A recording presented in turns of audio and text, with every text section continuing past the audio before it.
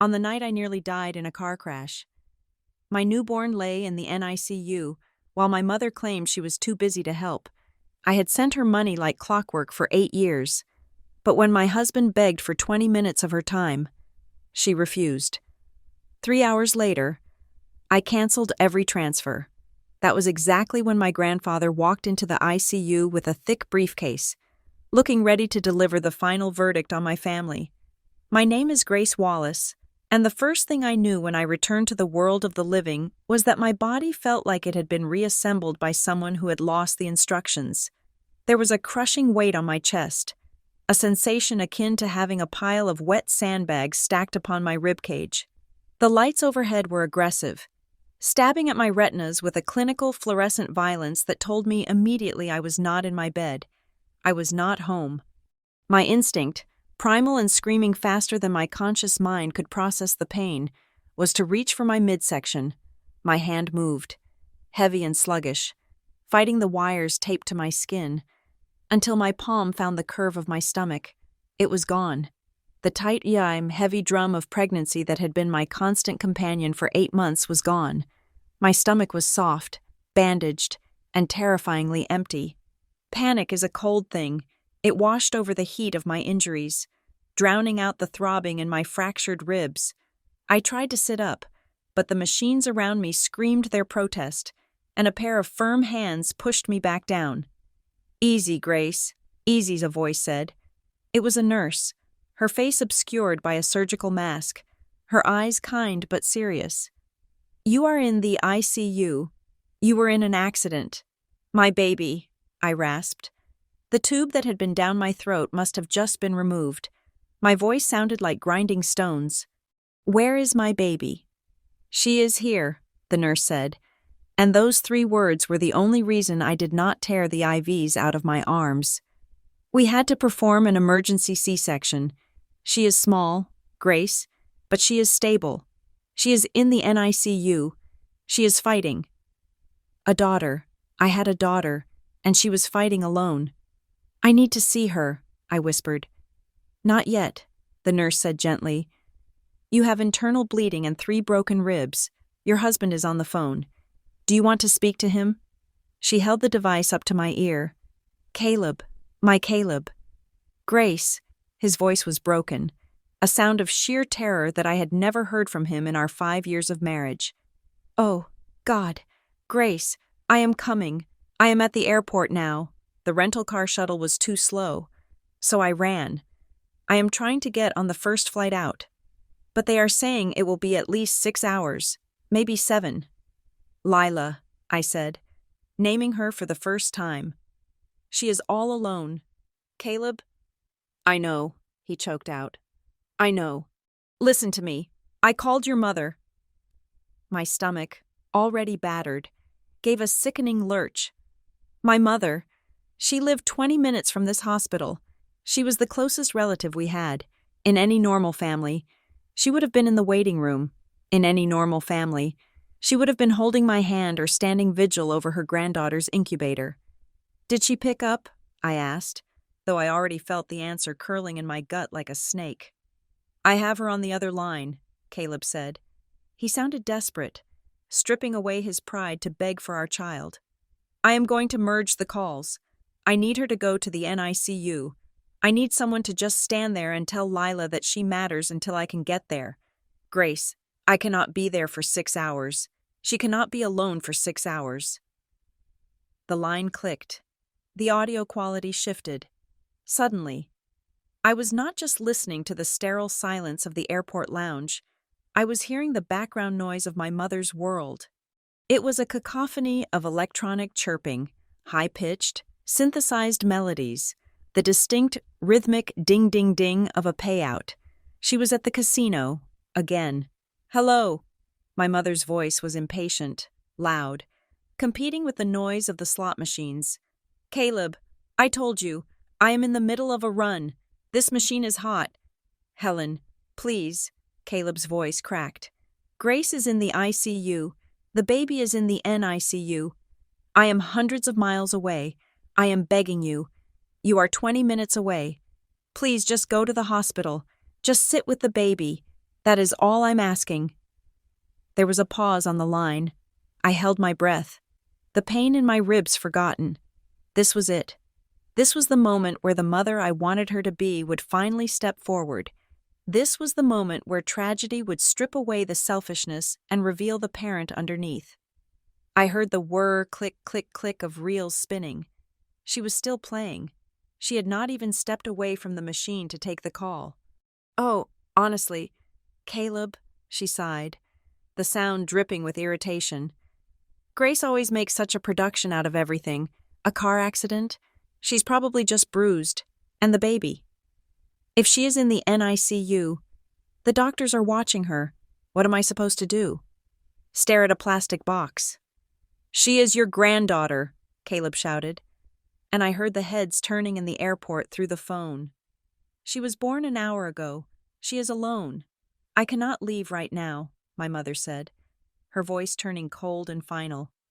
"I have invested 3 hours into this seat. If I get up, someone else will hit the jackpot. Grace is a big girl. She can handle it. She always handles it." Then, I heard the most painful sound of my life. It was not the crash of metal on metal from the accident. It was not the sound of my own bones breaking. It was the disconnect tone. She had hung up. "Grace," Caleb whispered, his voice trembling. "Grace, I am so sorry. I will call her back. I will—" "No," I said. My voice was suddenly steady. The fog in my brain had cleared, burned away by a white-hot clarity that felt less like anger and more like revelation. "Do not call her back. Do not ever call her back. I will be there as soon as I can." He promised. "I love you." The nurse took the phone away as I closed my eyes. I lay there in the silence of the ICU, listening to the rhythmic beeping of the heart monitor that proved I was still alive, despite my mother's indifference. I turned my head to the side. My personal phone was on the bedside table. The screen cracked but functional. I reached for it. The movement sent a spike of agony through my shoulder. But I did not care. I tapped the screen. No notifications. I checked my text messages. Nothing from Mom. Nothing from my sister. Tessa. Not even a generic, "Hope you are okay" text. I checked my call log. Empty. They knew. Caleb had told them, and their reaction had been to return to the slot machines. I navigated to my banking app. My thumb hovered over the icon. For 8 years, this app had been the tether connecting me to my family. It was the bloodline I had kept open, bleeding myself dry to keep them afloat. I logged in, the dashboard loaded. There, right at the top, was the scheduled transaction. It was the first of the month. Transfer to Mom-Dad House Fund. Amount $4,200. Status pending. I stared at the number. $4,200. It was not just a number. It was the vacation Caleb and I never took. It was the new car we did not buy. Choosing instead to drive my old sedan, the one that had just been crushed like a soda can. It was the college fund we had not started for Lila yet, because family helps family. I thought about the last 8 years. I thought about the first time, when I was 26, sending $1,800 because Mom said Dad was sick. I thought about how the number had climbed, $2,000, $3,000, and now, $4,200 a month. I did the math in my head. 8 years, 96 months, $3,200. I had given them nearly $500,000. I had bought them a house they claimed they were losing. I had paid for medical bills I never saw invoices for. I had funded Tessa's self-care trips and my mother's hot streaks at the casino. And in exchange, when I was bleeding on a hospital bed and my daughter was fighting for her first breath, I was not worth 20 minutes of their time. I was not worth leaving a slot machine. My finger stopped shaking. I tapped the transaction. Cancel transfer. A confirmation box popped up. "Are you sure?" "I am sure," I whispered to the empty room. I hit yes. Transfer canceled. But I was not done. I went to the recurring payments tab. There it was. The command that had ruled my financial life for nearly a decade. Delete recurring transfer. Confirm. Done. I lay back against the pillows, letting the phone slip from my hand onto the sheets. It was over. The pipeline was cut. The $403,200 was a sunk cost, a tuition fee for the most expensive lesson I would ever learn.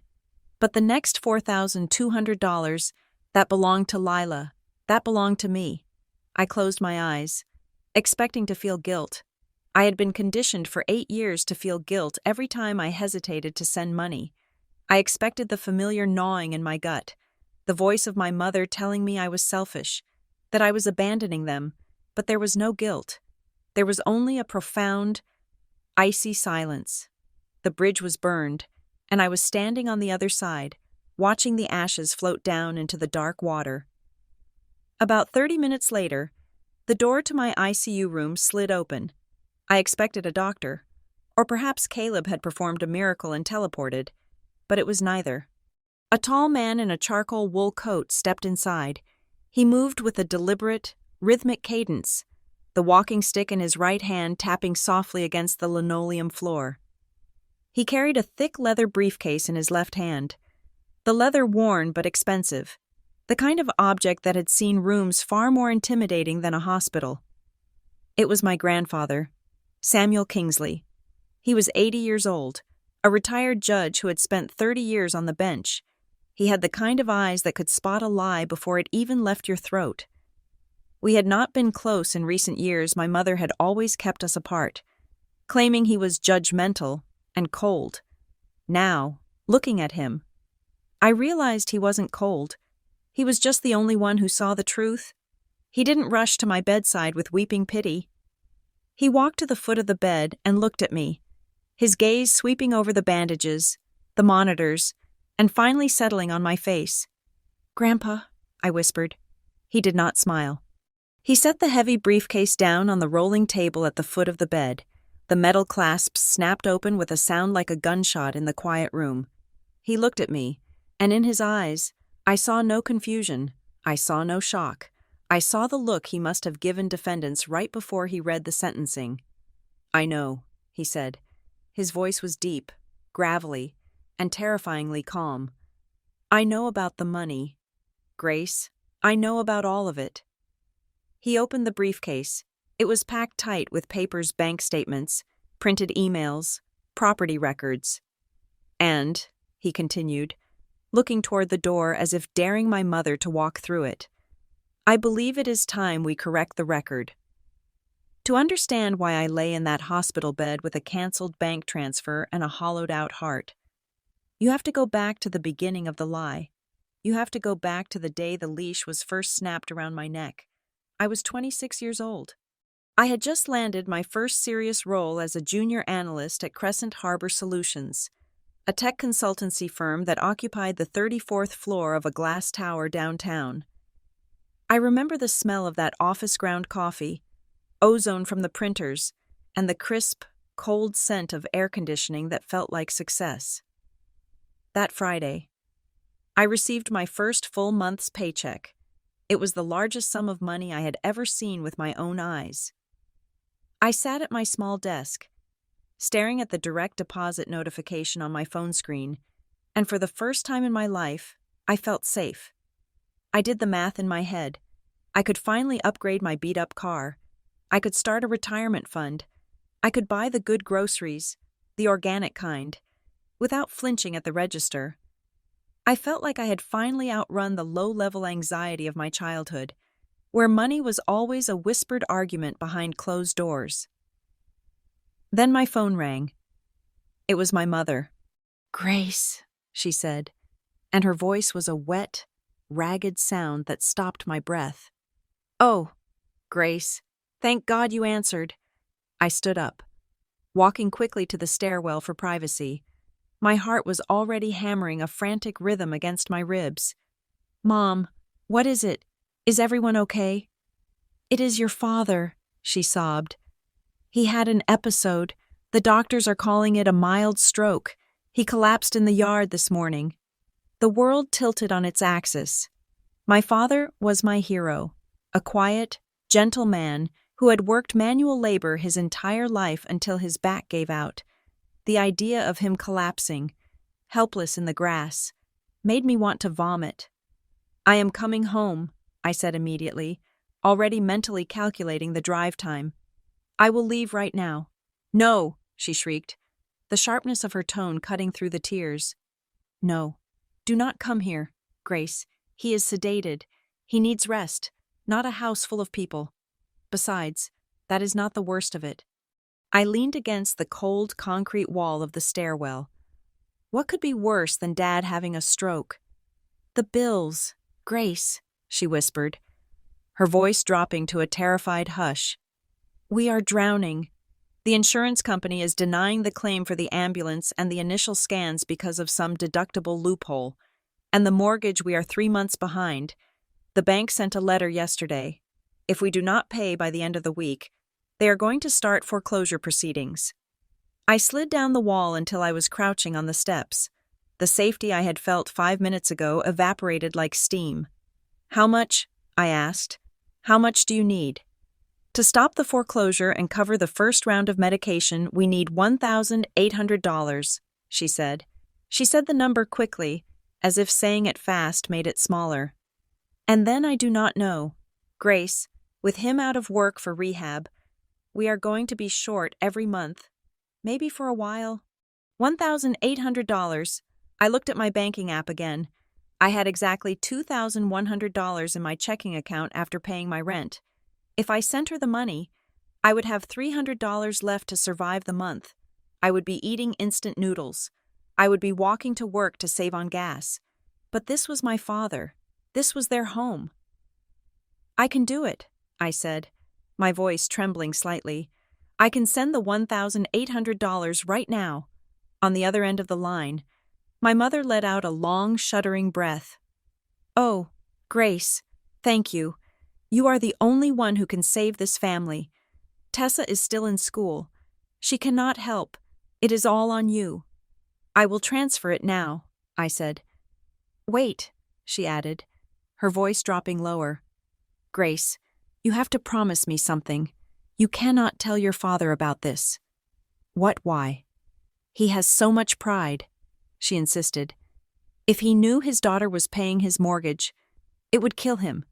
It would stress him out, and the doctor said stress could cause another stroke. You have to let him believe the insurance came through. Promise me, do it for him. It made sense at the time. It twisted my stomach. But it made sense. I wanted to protect his dignity. Okay, I said. I promise. I hung up the phone. I transferred the money. $1,800. Gone. I walked back to my desk. And the feeling of success was gone. I felt heavy. I felt responsible. I felt like an adult in the worst possible way. 3 days later, the first crack appeared in the story, though I was too blind to see it for what it was. I was scrolling through social media on my lunch break, eating a sandwich I had brought from home because I could not afford to go out with my team. A photo popped up on my feed. It was my younger sister, Tessa. She was posing in front of a mirror, pouting her lips. Slung over her shoulder was a handbag. I knew bags. I knew that particular bag. It was a designer brand, the kind that cost at least $600. The leather looked buttery and soft, the hardware gleaming gold. The caption read, "Self-care era. Sometimes you just have to treat yourself." I stared at the screen. My sandwich turned to ash in my mouth. I called my mother. "Mom," I said, trying to keep my voice casual. "I just saw Tessa's post. Did she get a new job? That bag looks expensive." My mother did not miss a beat. "Oh, that old thing. No, honey, that is a knockoff. She found it at a thrift store for $20. You know how Tessa is. She likes to play pretend. She is just trying to look good for her friends." "It looks really real, Mom," I said. "It is fake, Grace," she snapped, her tone hardening. "Why are you focusing on your sister's purse when your father is lying in bed unable to move his left arm? Do you know how hard it has been for me these last few days?" Guilt washed over me, hot and shameful. "I am sorry," I mumbled. "I was just wondering." "Well, stop wondering and start praying for your father," she said. I let it go. I told myself it was a knockoff. I told myself my mother would not take my emergency money I had bled to give them and buy my sister a luxury purse while my father was recovering from a stroke. That would be monstrous, and my mother was not a monster. She was just stressed. That was the first month. The second month. I waited for her to tell me things were better. I waited for her to say the insurance had kicked in. Instead, she called me 2 days before the first of the month. "The roof is leaking," she said without preamble. "It rained last night and water came right into the master bedroom. We have to patch it before the mold sets in. And the copay for your father's physical therapy has gone up. The insurance changed their policy." "How much?" I asked, feeling a familiar dread settling in my gut. $2,000, she said. "Just for this month. Please, Grace, I do not know who else to ask." "Mom, I haven't even rebuilt my savings from last month," I said. $2,000 is almost my entire paycheck after rent." "Do you want your father breathing in mold spores?" she asked. "With his condition? Do you want him to lose the house he built with his own hands?" "No," I said. "Of course not." "Then do your duty," she said. "You are the successful one. You are the one with the big city job. This is what family does." I sent the money. I started to live a double life. To my colleagues at Crescent Harbor Solutions. I was the sharp, ambitious junior analyst who was always the first to arrive and the last to leave. They assumed I was a workaholic. They did not know I was working late because the office had free dinner for employees who stayed past 7 in the evening. And that saved me $10. They invited me to happy hours. I declined, saying I had a headache or a deadline. I could not afford the $15 cocktails. They planned a weekend ski trip. I told them I hated the cold. The truth was, I did not have the money for a lift ticket, let alone the gear. By the 6th month, the monthly transfer had become a fixed line item in my life. The amount varied, but it never went down. It was always between $1,800 and $2,500. There was always a crisis. The water heater exploded. "The car needs a new transmission or I cannot drive your father to therapy." Property taxes went up, and through it all, there was never a thank you. That was the part that started to hollow me out. Even before the money did, when I transferred the funds, my mother would confirm receipt with a simple text, "Got it," or sometimes, just a thumbs up emoji. She never asked how I was doing. She never asked if I had enough to eat. She never asked if I was dating anyone, or if I was happy. Our conversations were transactional. I was the vendor. She was the dissatisfied customer. "Why don't you ever say thank you?" I asked her once. During the second year, I was tired. I had just finished a 60-hour work week, and I was transferring $2,200 for dental surgery that she refused to show me the estimate for. "Excuse me." Her voice was icy. "I send you almost half my income every month," I said. I never hear you say you appreciate it." "Appreciate it," she laughed, a harsh barking sound. "Grace, we raised you, we fed you, clothed you, paid for your piano lessons, drove you to soccer practice. We sacrificed everything for you to have that fancy job, and now you want a parade because you are helping us in our time of need. That is incredibly selfish. That is not love. Grace, that is a transaction. Do not make this ugly." She twisted it so fast I got whiplash. Suddenly, my desire for gratitude was proof of my moral failure. "I am sorry," I said again. "I was always saying sorry." "Just send the money," she said. "Your father is in pain." I kept the secret from my father, just as she asked. When I went home to visit, which was rare because I could not afford the gas, I watched him closely. He looked tired. Yes, he moved a little slower, but he did not look like a man who had suffered a debilitating stroke. He was gardening. He was fixing the fence. "How are you feeling?" "Dad," I asked him once, watching him haul a bag of mulch. "Oh, you know," he smiled, wiping sweat from his forehead. "Getting old is not for the weak, but I am managing. The new blood pressure meds help." "Blood pressure meds?" I asked. I thought surely the stroke recovery is harder than that. He froze. He looked at the house, where my mother was watching us from the kitchen window. He looked back at me, his eyes shifting away. It was a small episode. "Grace," he mumbled. "Your mother worries. You know how she is." He didn't look me in the eye. That was the moment a small, cold seed of doubt planted itself in my chest. It wasn't fully formed yet. I couldn't let myself believe that they were lying to me. The alternative that my parents were conning me was too painful to entertain. So I watered the seed with denial. I told myself he was downplaying it to be strong for me. I went back to the city. I worked harder. I took on freelance consulting gigs on the weekends to supplement my income. I stopped buying clothes. I wore the same 3 suits to work until the elbows shined. When my shoes wore out, I used a Sharpie to color in the scuffs. I told myself it was temporary, just until Dad is better, just until the house is paid off, just until Tessa graduates. But Tessa graduated, and she moved back home. She didn't get a job. She started a lifestyle blog. She needed money for a camera. She needed money for a web domain. She needed money for networking brunches. And the monthly request from my mother went up to $3,000. Tessa is trying to launch her career. Mom told me, "She needs support. You were lucky. Grace, you got a job right away. The market is harder for her. You need to help your sister." "I am helping her," I argued. "I am paying for the roof over her head." "Do not be jealous, Grace," Mom said. "It does not suit you." Jealous. I was eating peanut butter toast for dinner in a dark apartment because I was trying to save on electricity. And she called me jealous. But I paid. I paid because every time I thought about stopping, I heard my mother's voice. "Do you want to see your father lose the house? I was trapped in a prison built of guilt and duty." And I handed them the bricks to build the walls higher every single month. I did not know then that the stroke had been a dizzy spell caused by dehydration. I did not know that the foreclosure notice was a fabrication. I did not know that the $1,800 I sent that first month had not gone to a mortgage. It had gone to a casino in Atlantic City.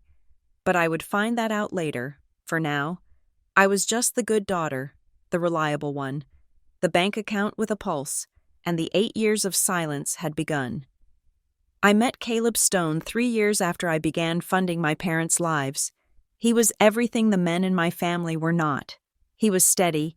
He was transparent. He did not speak in riddles or guilt trips. We met at a coffee shop where I was frantically typing on my laptop at 7 on a Saturday morning. Trying to finish a freelance project to cover that month's emergency back home, a supposed plumbing disaster that required $2,500.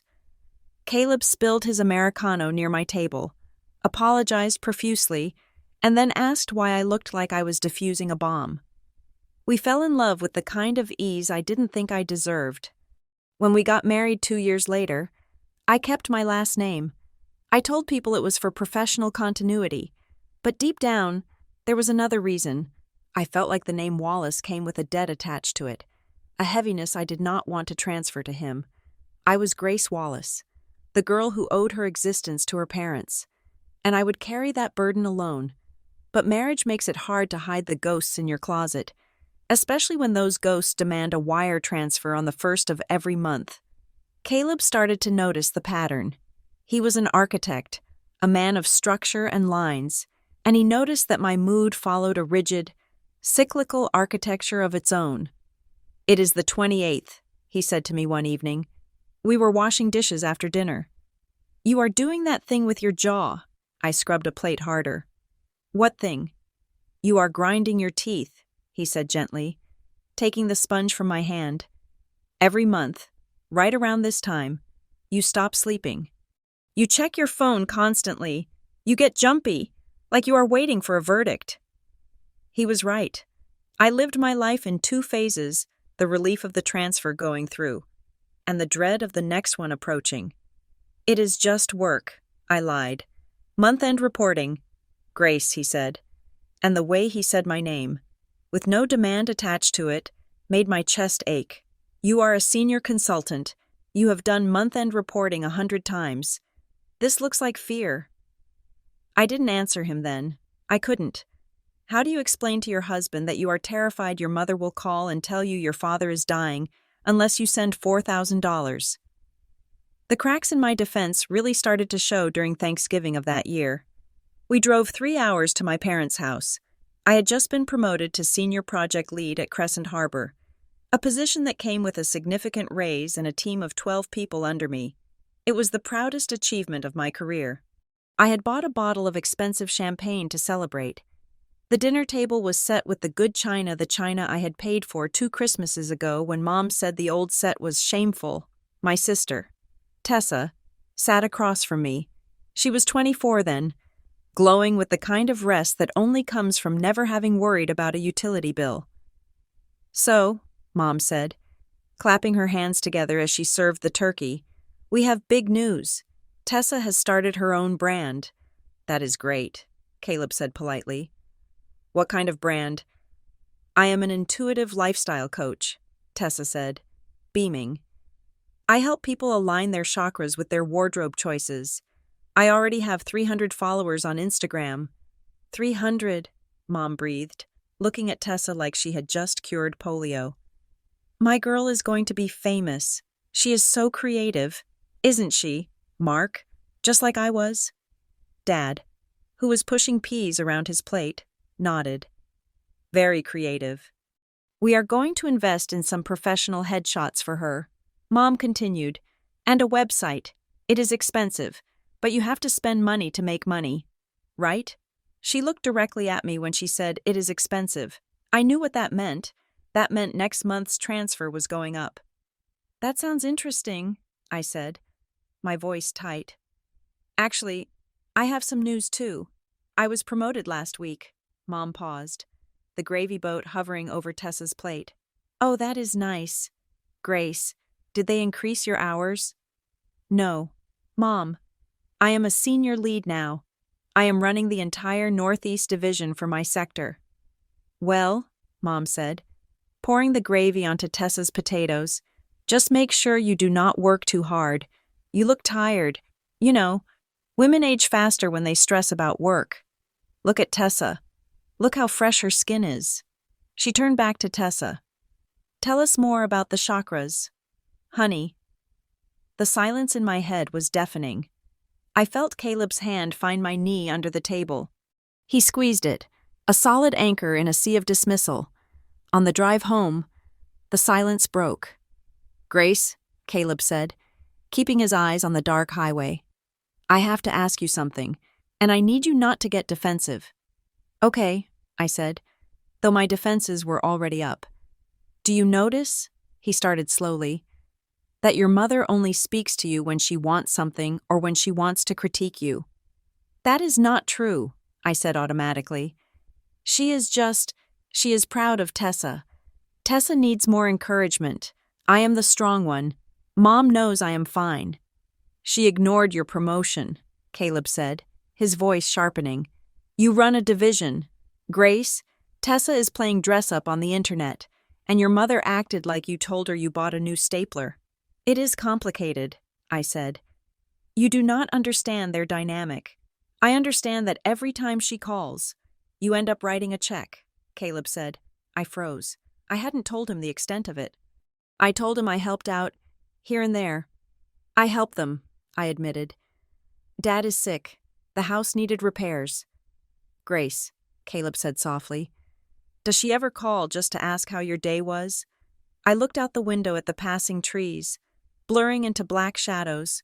I tried to remember the last time my mother had called just to talk. I searched my memory. Going back weeks, months, years, I came up empty. "She is busy," I whispered, the real turning point. The moment the doubt stopped being a whisper and became a shout. Happened 3 months later. It was a Tuesday. I received a text from Mom at 10 in the morning. "Dad's heart medication isn't covered by the new plan. The pharmacy wants $600 out of pocket. He's sitting here trying to decide if he should split the pills in half. It breaks my heart. Can you help?" My stomach dropped. The image of my father cutting pills in half was unbearable. I immediately opened my banking app. But before I hit transfer, A notification popped up on my phone screen. It was Facebook. I rarely checked it, but the algorithm had decided to show me a post from a friend of a friend. It was a photo tagged at the Lavender Hills Spa Resort. I knew that place. It was a luxury resort 2 towns over from my parents. It cost $400 just to walk in the door. In the background of the photo, sitting in a plush white robe by the pool, holding a mimosa, was a woman. She was wearing sunglasses, but I knew the shape of that jawline. I knew the way she held her glass. Pinky finger extended. It was my mother. The timestamp on the photo was just now. I stared at the phone. My brain tried to reject the information. It must be old. It must be a look-alike. But then I zoomed in. On the table next to the woman was a phone case bright red with rhinestones. I had bought that tacky case for my mother last Christmas because she said she wanted something fun. She was at a spa, drinking a mimosa that cost $18. At the exact same moment she was texting me that my father had to split his heart medication because they were destitute. I felt a physical blow to my chest. A heat rose up my neck, hot and stinging. I didn't transfer the money. For the first time in nearly 5 years. I did not reply immediately. 2 hours later, she texted again. Grace, did you get my text? Your father is worried, I typed back, my fingers shaking. I am in a meeting. We'll handle it tonight. I went to the bathroom and dry heaved into the toilet. It wasn't just the money, it was the lie. It was using my father's health, his literal heartbeat, as a bargaining chip for a spa day. But I still sent the money that night. I sent it because the terror was too deep. What if she is at the spa but Dad really does need the meds? What if I am wrong? The risk of hurting him was greater than the pain of being used. Then, everything changed. I found out I was pregnant. The moment I saw the second line on the test, the world sharpened. It was no longer just me. It was no longer just Caleb. There was a third person now. A tiny, silent passenger who was entirely dependent on me for survival. I sat on the edge of the bathtub, the plastic stick in my hand, and I started to do math. Daycare would be $2,000 a month. Diapers, formula, a college fund. I looked at the number in my head. $4,200. That was what I was currently sending my parents every month. If I kept sending that money, I could not afford to take the full maternity leave. I would have to go back to work after 6 weeks. I would be paying for my mother's mimosas instead of my own child's future. For the first time, the word ATM flashed in my mind, not as a joke, but as a definition of my existence. I waited until I was 4 months along to tell them. I was showing by then, a small bump that Caleb loved to rest his hand on. I called Mom on a Sunday. I put the phone on speaker so Caleb could hear. I needed a witness. Mom, Dad, I said. We have news. I am pregnant. There was a pause. Oh, Mom said. Well, that is a surprise. Congra, Dad started. But Mom cut him off. Are you ready for that? She asked sharply. Children are expensive, Grace. Very expensive. We are happy, I said, my hand resting protectively on my stomach. But that is actually what I wanted to talk about. We are looking at our budget. With the baby coming, and the nursery, and me taking time off work, I need to adjust the monthly transfer. The silence that followed was heavy, thick with static. Adjust it. Mom's voice dropped an octave. Adjust it how? I can't send $4,200 anymore, I said, my voice shaking just a little. I can send $3,000. That is still a lot. That is still more than enough for the mortgage and the basics. 3,000? Mom sounded like I had just slapped her. Grace, are you joking? Do you know what your father's treatments cost? Do you know the price of oil heating this winter? I know, I said, trying to stand firm. But I have a child coming. I have to prioritize my family. We are your family, she screamed, the sound distorted on the speaker. We are the ones who made you, and now you are going to cut us off. You are going to let your father suffer because you want to play house. I am not cutting you off, I argued. I am sending $3,000 a month, that is $36,000 a year. Mom. Most people do not give their parents anything. Most people do not have parents who sacrificed what we did, she retorted. You are selfish. Grace, you have always been selfish. You get a little money, a little success, and you think you are better than us. You think you can toss us crumbs. It is not crumbs, I cried, tears stinging my eyes. Helen, my father's voice came through, quiet and hesitant in the background. Helen, maybe we can manage. Maybe let the girl— Shut up, Mark, Mom snapped. The violence in her voice made me jump. You do not know the numbers. You do not know what it takes to keep this roof over your head. Go back to the living room. There was a shuffling sound, and then silence from his end. My heart broke, not for me, but for him. $3,000, Mom said to me, her voice cold and deadly calm. If that is what you are offering, fine. But if your father has a relapse because we cannot afford the good specialist, that is on your head. Grace, you remember that. When you are holding your baby, you remember that you traded your father's health for it. She hung up. I sat there on the couch, the dial tone buzzing in the air. Caleb reached out and took the phone from my hand. He pulled me into his chest. I sobbed. I told him it was the pregnancy hormones. I told him I was just tired. But that was a lie. I was crying because for the first time, I had heard the fear in my father's voice. He wasn't just sick. He was beaten. He was afraid of her. And looking at the blank screen of my phone, realizing I had just negotiated a fee to keep my mother from destroying me, I realized that I was afraid of her too. But I had a daughter now, and for her, I would have to learn how to be dangerous. 2 weeks after that phone call, Caleb called me into his home office. The room was dark, illuminated only by the blue glow of his dual monitors.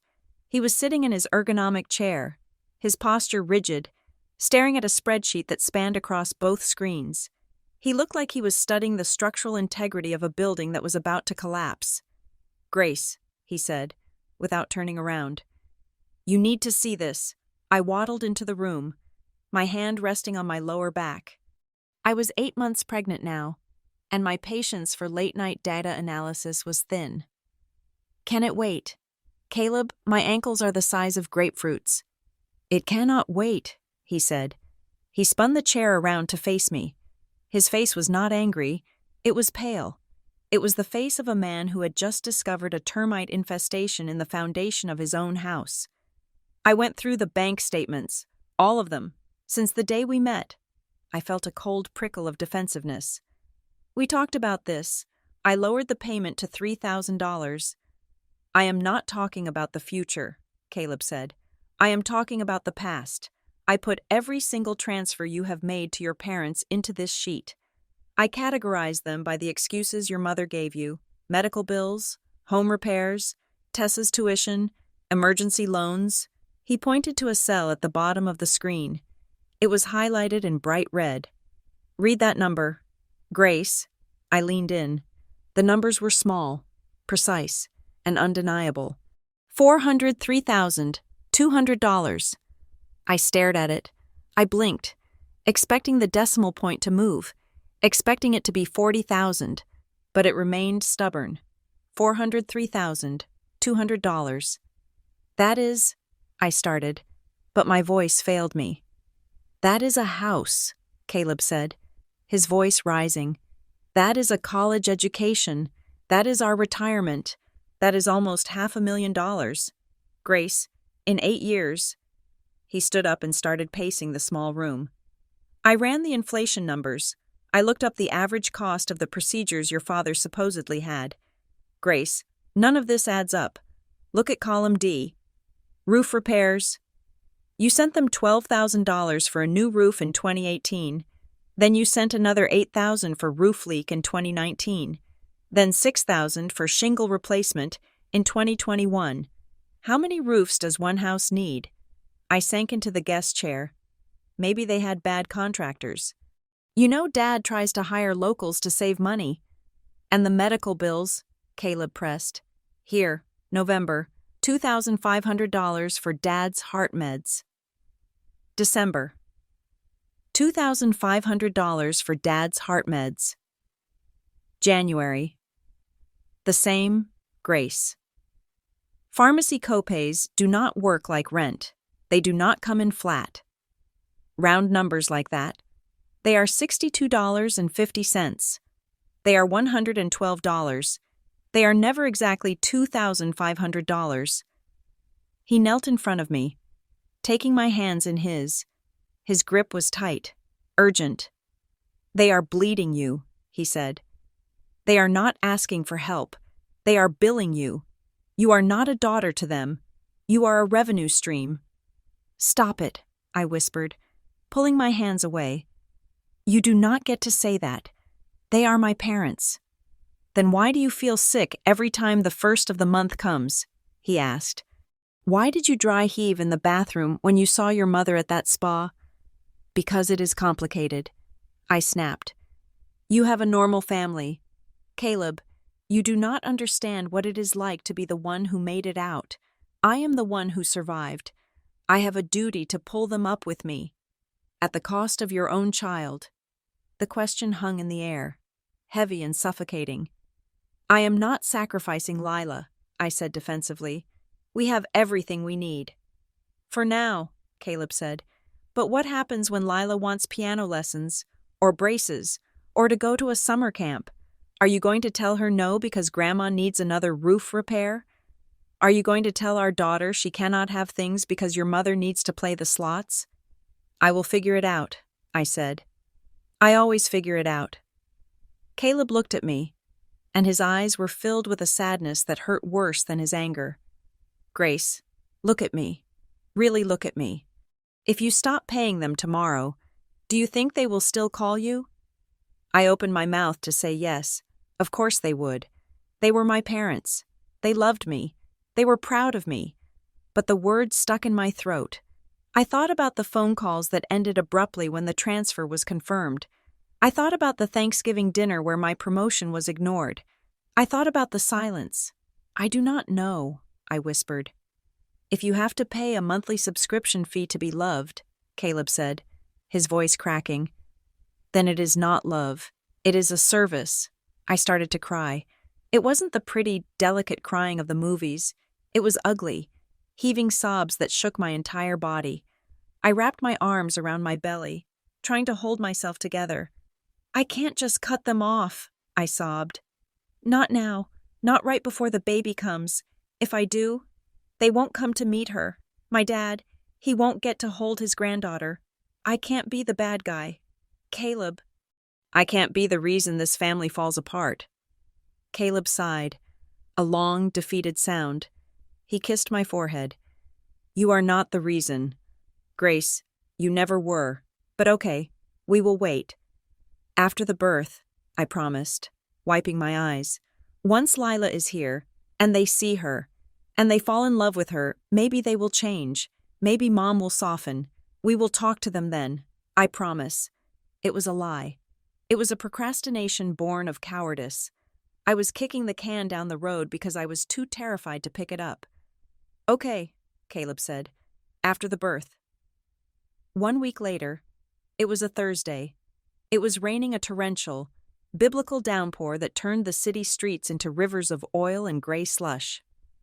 I was still at the office at 8 in the evening.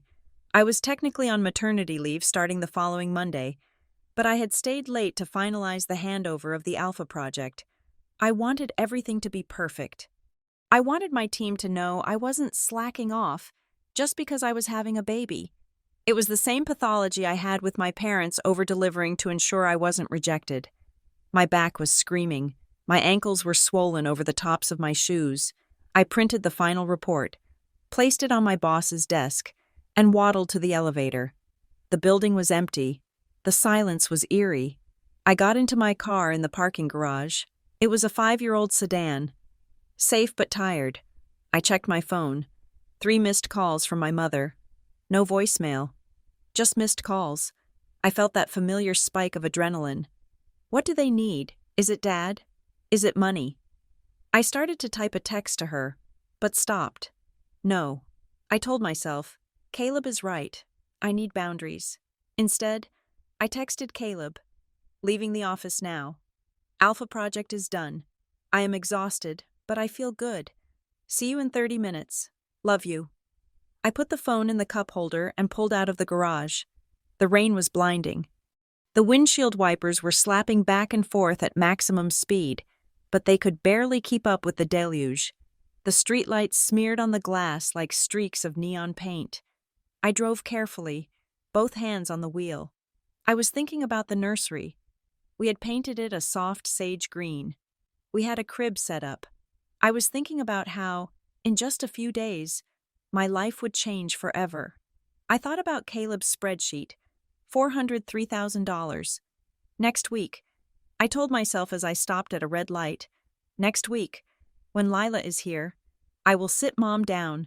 I will show her the baby. I will tell her that things have to change. She won't be able to be angry when she is holding a newborn. It was a nice fantasy. The light turned green. I eased my foot onto the gas. The car moved forward into the intersection. I was in the middle of the box, turning left onto Sycamore Avenue. When I saw it, it was not a sound at first. It was lights. Blinding, high-beam headlights coming from my right, cutting through the rain like searchlights. They were moving too fast, much too fast. My brain processed the information in a fraction of a second. Red light runner, pickup truck, heavy, not stopping. I didn't have time to brake. I didn't have time to scream. My hands clenched the steering wheel.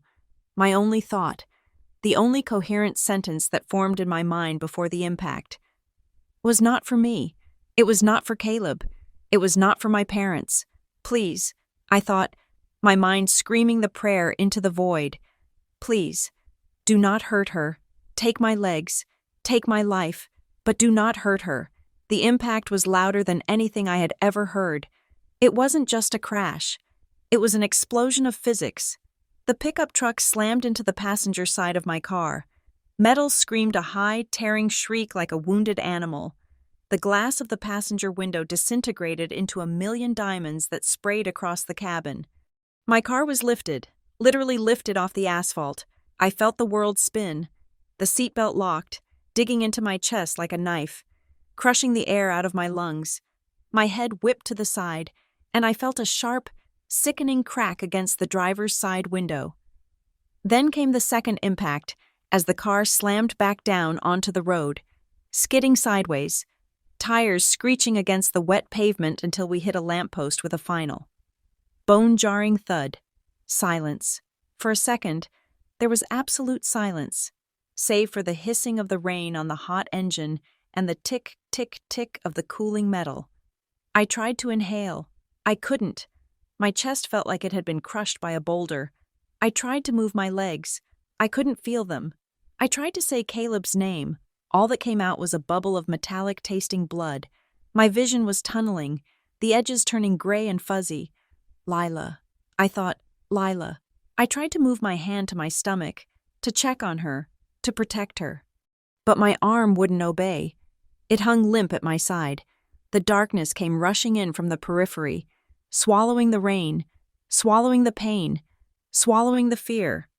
The last thing I remembered before the black curtain dropped completely was the smell of airbag dust and the terrifying, silent question of whether I had just killed my daughter by trying to earn my mother's love. The first thing I realized when I surfaced from the darkness was that breathing had become a manual labor. It was no longer an automatic reflex. It was a jagged, deliberate act of war against my own body. Every time my chest rose, it felt as though a serrated knife was being dragged across the inside of my ribcage. I tried to gasp, but the sound that came out was a wet, broken wheeze. Stay still. Grace, do not try to move.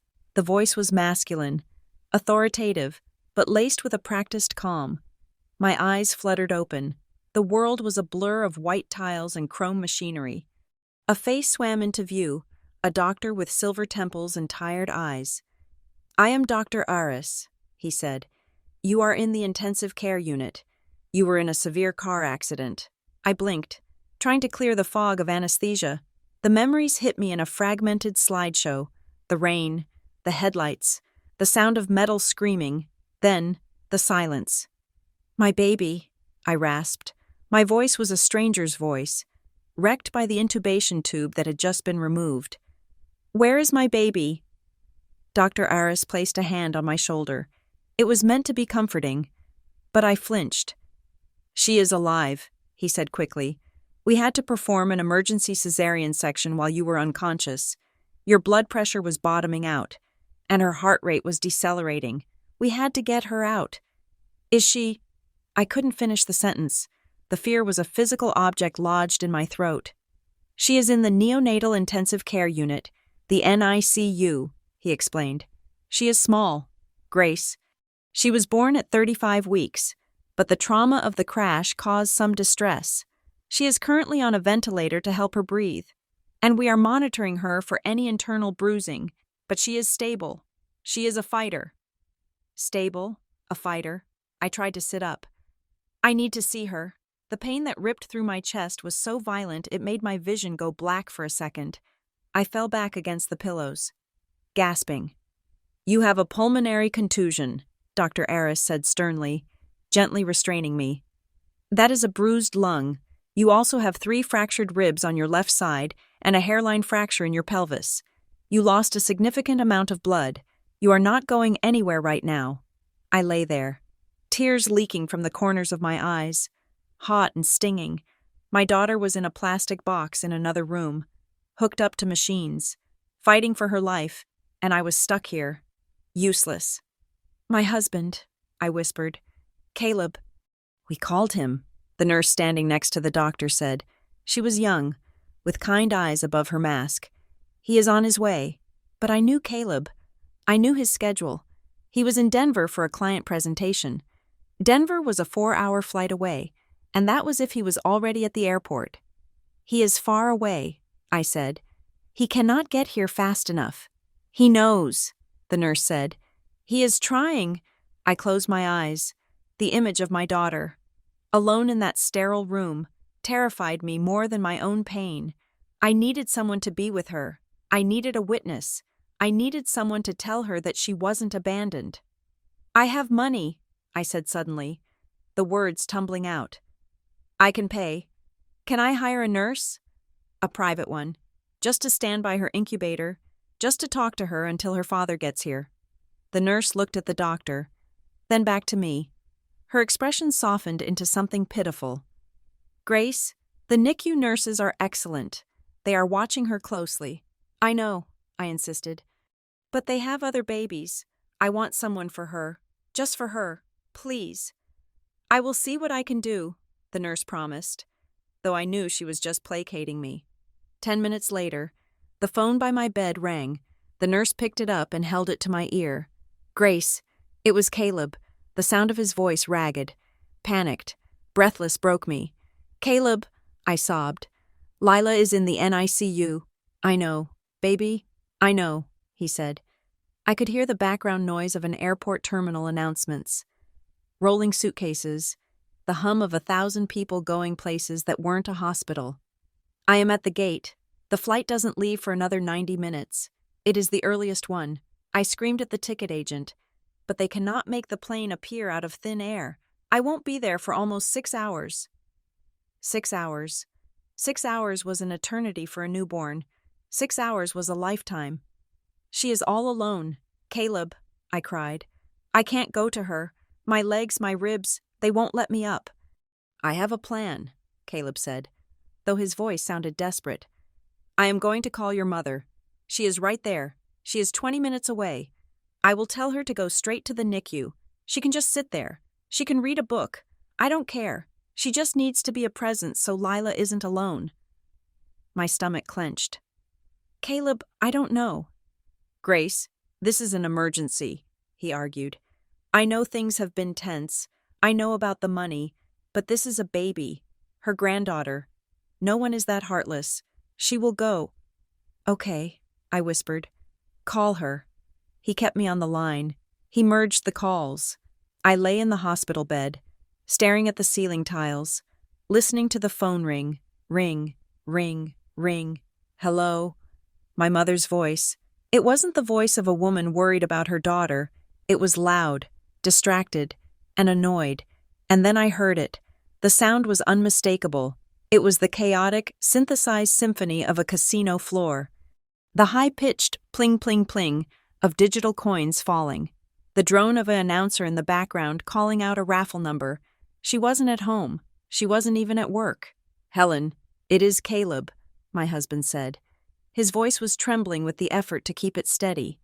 "I need you to listen to me carefully. Grace has been in a car accident." There was a pause. I heard a slot machine wheel spin, that distinct whirring sound, and then the clunk clunk clunk of it stopping. "An accident?" Mom asked. She didn't sound horrified. She sounded inconvenienced. "Is she okay?" "She is in the ICU, Helen," Caleb said, his voice rising. "She has broken ribs and a punctured lung. They had to deliver the baby via emergency C-section. Grace is stuck in bed, and I am stuck in Denver. I need you to go to the hospital. Right now." "Right now," Mom repeated. "Caleb, I am in the middle of something. I am with friends." "You are at the casino," Caleb said bluntly. "I can hear the machines." "Helen." "So what if I am?" she snapped, defensiveness instantly armoring her voice. "I am allowed to have a life. Caleb, it is Tuesday. It is my bridge club's outing." "I do not care about your bridge club," Caleb shouted. I had never heard him shout at an elder before. "Your granddaughter is in the NICU. She is hours old. She is alone in a box. I need you to drive to the hospital and sit with her until I get there." I held my breath. This was it. This was the moment where the humanity had to kick in. Even a stranger would have said yes. "I can't," Mom said. The words hung in the air like toxic smoke. "What do you mean you can't?" Caleb asked. "I can't just leave," she said. "I drove Tessa. She is leaving for her trip to Cabo tomorrow. Remember, I have to get back to let her dog out. Barnaby gets anxiety if he's left alone for more than 4 hours.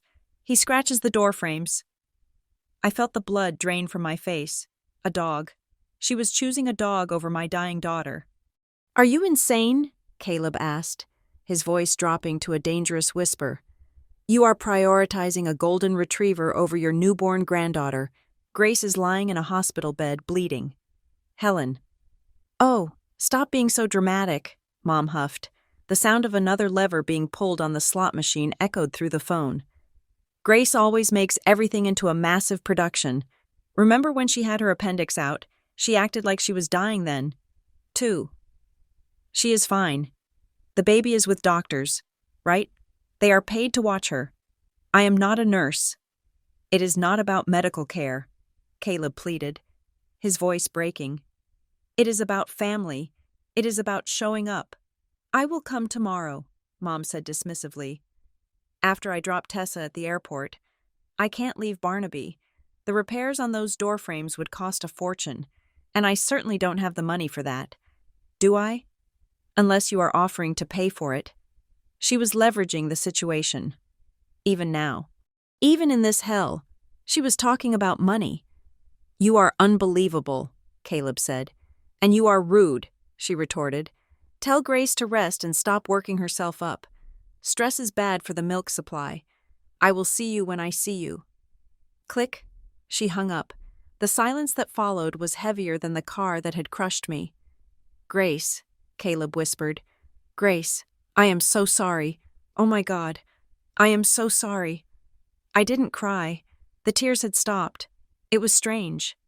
But the pain in my ribs seemed to recede, replaced by a cold, numbing sensation that spread from the center of my chest out to my fingertips. It was the feeling of a cord being cut. Not an umbilical cord, but something thicker, older, and far more diseased. "It is okay, Caleb," I said. My voice was steady. It sounded dead, but it was steady. "It is not okay." Caleb was weeping now, openly weeping in the airport terminal. "She is a monster. I am going to kill her. I swear to God. Grace, I am going to—" "No," I said. "Don't waste your energy. We need a solution. Lila needs someone." "I am thinking," Caleb said, sniffing. "I am thinking. Who else is there? Your dad. She won't let him drive the car if she is out with it." "No," I agreed. Dad is useless. Wait, Caleb said. Wait, I have a number. I saved it in my phone years ago. I didn't tell you because, well, because your mom always said he was dead to the family. But we met once, at a conference, before I met you. He gave me his card. Who? I asked. Your grandfather. Caleb said. Samuel. Samuel, the judge, the man my mother had painted as a tyrant, a cold-hearted legal machine who had disowned her because she followed her heart. Call him, I said. It is 3 a.m, his time, Caleb said. He is 80 years old. Call him, I repeated. Okay, I am dialing him now. I will call you right back. The line went dead. I lay there in the silence. I looked at the clock on the wall. It was nearly midnight. My mother was 20 minutes away, playing slots, worrying about a dog scratching a doorframe. My daughter was down the hall, fighting to keep her lungs inflated. I reached for my phone with my good hand. The screen was cracked, a spiderweb of glass over the display. I unlocked it. I opened the banking app. I saw the pending transfer, $4,200. I didn't feel anger anymore. Anger is hot. Anger is passionate. What I felt was a profound, absolute zero. It was the clarity of a judge banging a gavel. I canceled the transfer. I deleted the recurring payment. I set the phone down. 5 minutes later, the phone rang again. It was Caleb. He answered, Caleb said. His voice sounded different now, odd, relieved. He answered on the first ring. I told him everything. Grace, he didn't ask about the dog. He didn't ask about the time. What did he say? I asked. He asked for the hospital address, Caleb said, and then he asked for the room number. He said, tell my granddaughter to hold the line. I'm coming to court. To court? I asked, confused. It is a figure of speech, Caleb said. He means he is coming to handle it. He sounded formidable. Grace, he said he would be there in 30 minutes. He is going to sit with Lila until I land. I let out a breath I didn't know I was holding. Okay. I love you, Caleb said. I am boarding now. I will be there soon. I love you too. I hung up the phone. I stared at the door. 30 minutes later, it opened. It wasn't a nurse. It wasn't a doctor. It was a man in a long wool coat, leaning on a cane, with a posture that straightened the spine of everyone in the room just by proximity. He had silver hair, neatly combed, and eyes that were sharp, blue, and utterly unclouded by age. He carried a thick leather briefcase. He walked to the foot of my bed. He didn't look like a grandfather visiting a sick relative. He looked like a general surveying a battlefield. He looked at me, and for the first time in my life, I saw a family member look at me and see me, not a bank account. Grandpa, I whispered. He nodded. Once, a sharp, precise movement. I stopped by the NICU, he said. His voice was a low rumble, filling the sterile room. I introduced myself to the head nurse. I told her that if anyone other than myself, you, or your husband attempts to see that child, she is to call security immediately. He set the briefcase down on the rolling table. Your mother is not coming, he stated. It wasn't a question. No, I said. She has to watch a dog. Samuel Kingsley's jaw tightened. A muscle jumped in his cheek. It was the only sign of fury he allowed himself. I assumed as much, he said, which is why I brought the files. He clicked the latches of the briefcase. Snap, snap. Rest now, Grace, he said, pulling a chair up to the bedside. You have been fighting a war on 2 fronts for 8 years. I am here to take over the flank you couldn't see. He sat down, placed his cane across his knees, and opened the file. We have a lot of work to do, he said. But first, we ensure the child is safe, and then we balance the ledger. I looked at him, and for the first time since the headlights blinded me, I felt safe, not because everything was okay, but because the truth had finally walked into the room. The room was quiet, but it was not peaceful. It was the heavy, pressurized silence of a courtroom just before the prosecution lays out the smoking gun. My grandfather. Samuel Kingsley.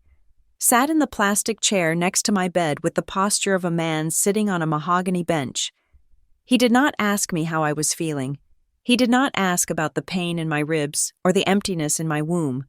He knew that the only way to heal the physical damage was time, but the damage to my life required immediate surgical intervention. "How long?" "Grace," he asked. His voice was devoid of the trembling pity that Caleb's had held. It was sharp, clear, and demanding of a precise answer. "I need the exact timeline. When did the first transfer happen?" 8 years ago, I said, my voice rasping against the dryness in my throat. "Right after I got the job at Crescent Harbor, Mom said Dad had a stroke." Samuel nodded once, as if checking a box on a mental list. He reached into the leather briefcase and pulled out a stack of papers.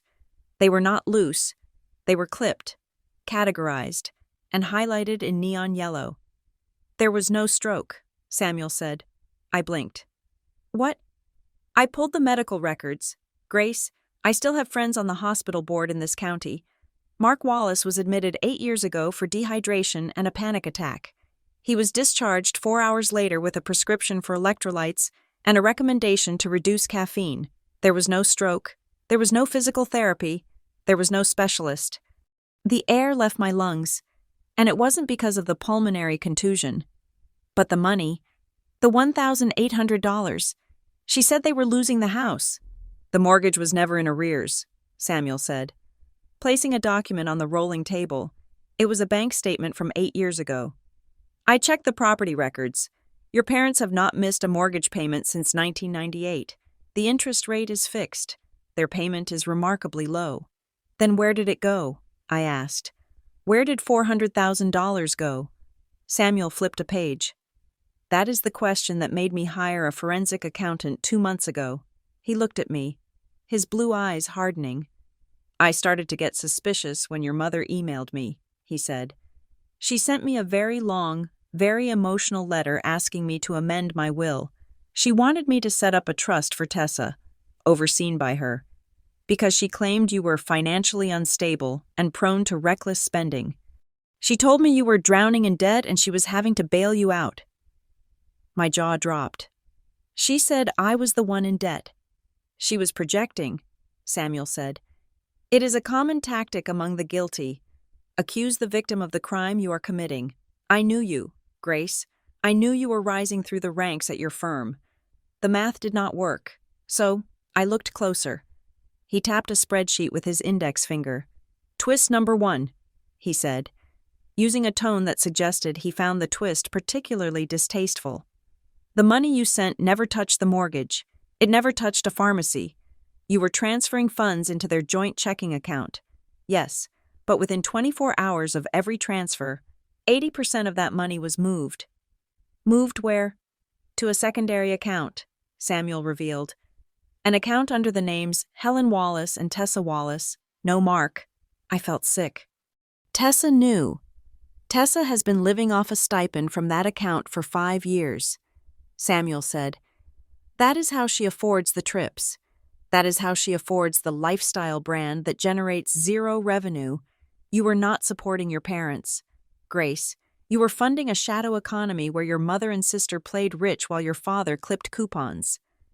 I closed my eyes. The image of Tessa's self-care post flashed in my mind. The designer bag. It wasn't a knockoff.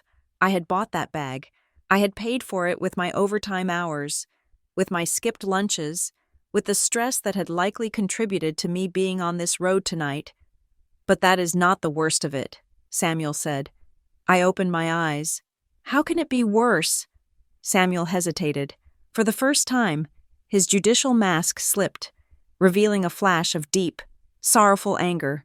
He reached into the back pocket of the briefcase and pulled out a single sheet of paper. It looked like a credit report. "Do you check your credit score often, Grace?" "Caleb handles the mortgage and the big stuff," I said weakly. "I just focus on the monthly budget." "Why?" "Because if you had checked," Samuel said, sliding the paper toward me, "you would have seen this." I looked at the highlighted line. "Citadel Signature Rewards Visa. Cardholder Grace Wallace. Opened 6 years ago. Current balance $28,000. Status: current minimum payments made. I don't have a Citadel card, I whispered. I have never banked with them. Your mother does, Samuel said. She used your social security number. She used your birth certificate. She opened this card in your name 6 years ago. The billing address is their house. You never saw the statements because they went straight to her mailbox. I felt the room spin. Identity theft. My own mother. And here is the genius of the cruelty, Samuel continued, his voice dropping to a low growl. She didn't just steal your identity. She used the money you sent her to pay the minimum balance on the debt she racked up in your name. You were literally paying the interest on your own stolen identity. You were handing her the weapon she was using to stab you. I couldn't breathe. The betrayal was so intricate, so circular. It was dizzying. It wasn't just greed. It was contempt. She didn't just want my money. She wanted to own me. She had turned me into a financial instrument. I have been a judge for 30 years, Samuel said, leaning back.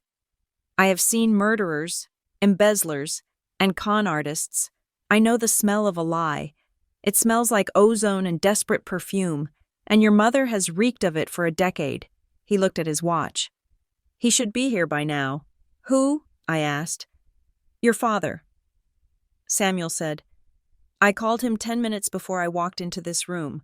I told him that if he did not present himself at this hospital immediately, I would have the police pick him up for complicity and fraud. As if on cue, the door to the ICU room opened. My father, Mark Wallace, stood there. He looked smaller than I remembered. He was wearing a raincoat over his pajamas. His hair plastered to his forehead. He was dripping wet, shaking, his eyes red-rimmed and terrified. He looked like a man who had been running for a long time and had finally hit a wall. He looked at Samuel, then at me. He saw the bandages. He saw the monitors. He saw the pile of papers on the table. He didn't say hello. He crumbled. He walked to the side of the bed and sank to his knees. He buried his face in the mattress, right near my hand. I am sorry, he sobbed. Gracie, I am so sorry. Samuel did not offer him a tissue. Samuel sat like a stone statue. Get up, Mark. Look at your daughter. Dad lifted his head. His face was a map of misery. I wanted to tell you, so many times. I wanted to tell you. You knew, I whispered. The pain of this question was sharper than the broken ribs. Dad, please tell me you didn't know. I knew about the transfers, he confessed, his voice shaking. I knew she asked you for money, but she told me it was just a few $100s here and there. She said you wanted to help. She said you insisted. A few hundred, Samuel cut in, his voice like a whip. Mark, look at the statement. Look at the total. Samuel shoved the paper with the $403,000 figure in front of my father's face. Dad squinted at it. His eyes widened. 400,000, no. Helen said she said it was for the rainy day fund. She said she was saving it for Grace, for the baby. She spent it at the casino.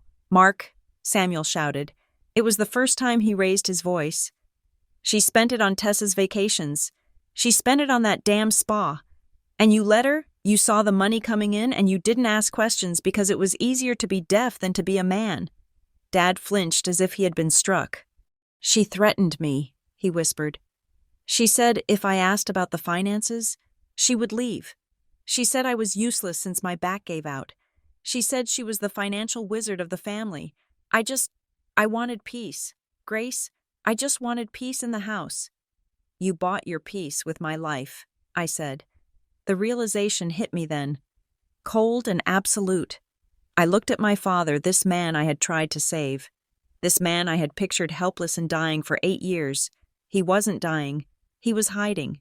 He had let me carry the weight of the entire world because he was too afraid to carry the weight of an argument with his wife. I was the villain, I whispered, tears streaming down my face. This whole time, in your house, I was the bad daughter who had to pay to be forgiven, and you let me believe it. I didn't think it was this bad. Dad wept. I didn't know about the credit card. I swear. Grace, I didn't know she stole your name. Ignorance is not a defense when you are the beneficiary of the crime. Samuel stated, You ate the food bought with that money. You lived under the roof patched with that money. You are an accomplice. Mark, Dad looked at me, his eyes pleading for a forgiveness I did not have the inventory to give. Grace, she is your mother. She is sick. It is a sickness. Stop, I said. My voice was low, but it stopped him cold. Do not call it a sickness. Cancer is a sickness. A stroke is a sickness. What she did, that is a choice. And what you did, that was a choice too. I looked at Samuel. What do we do?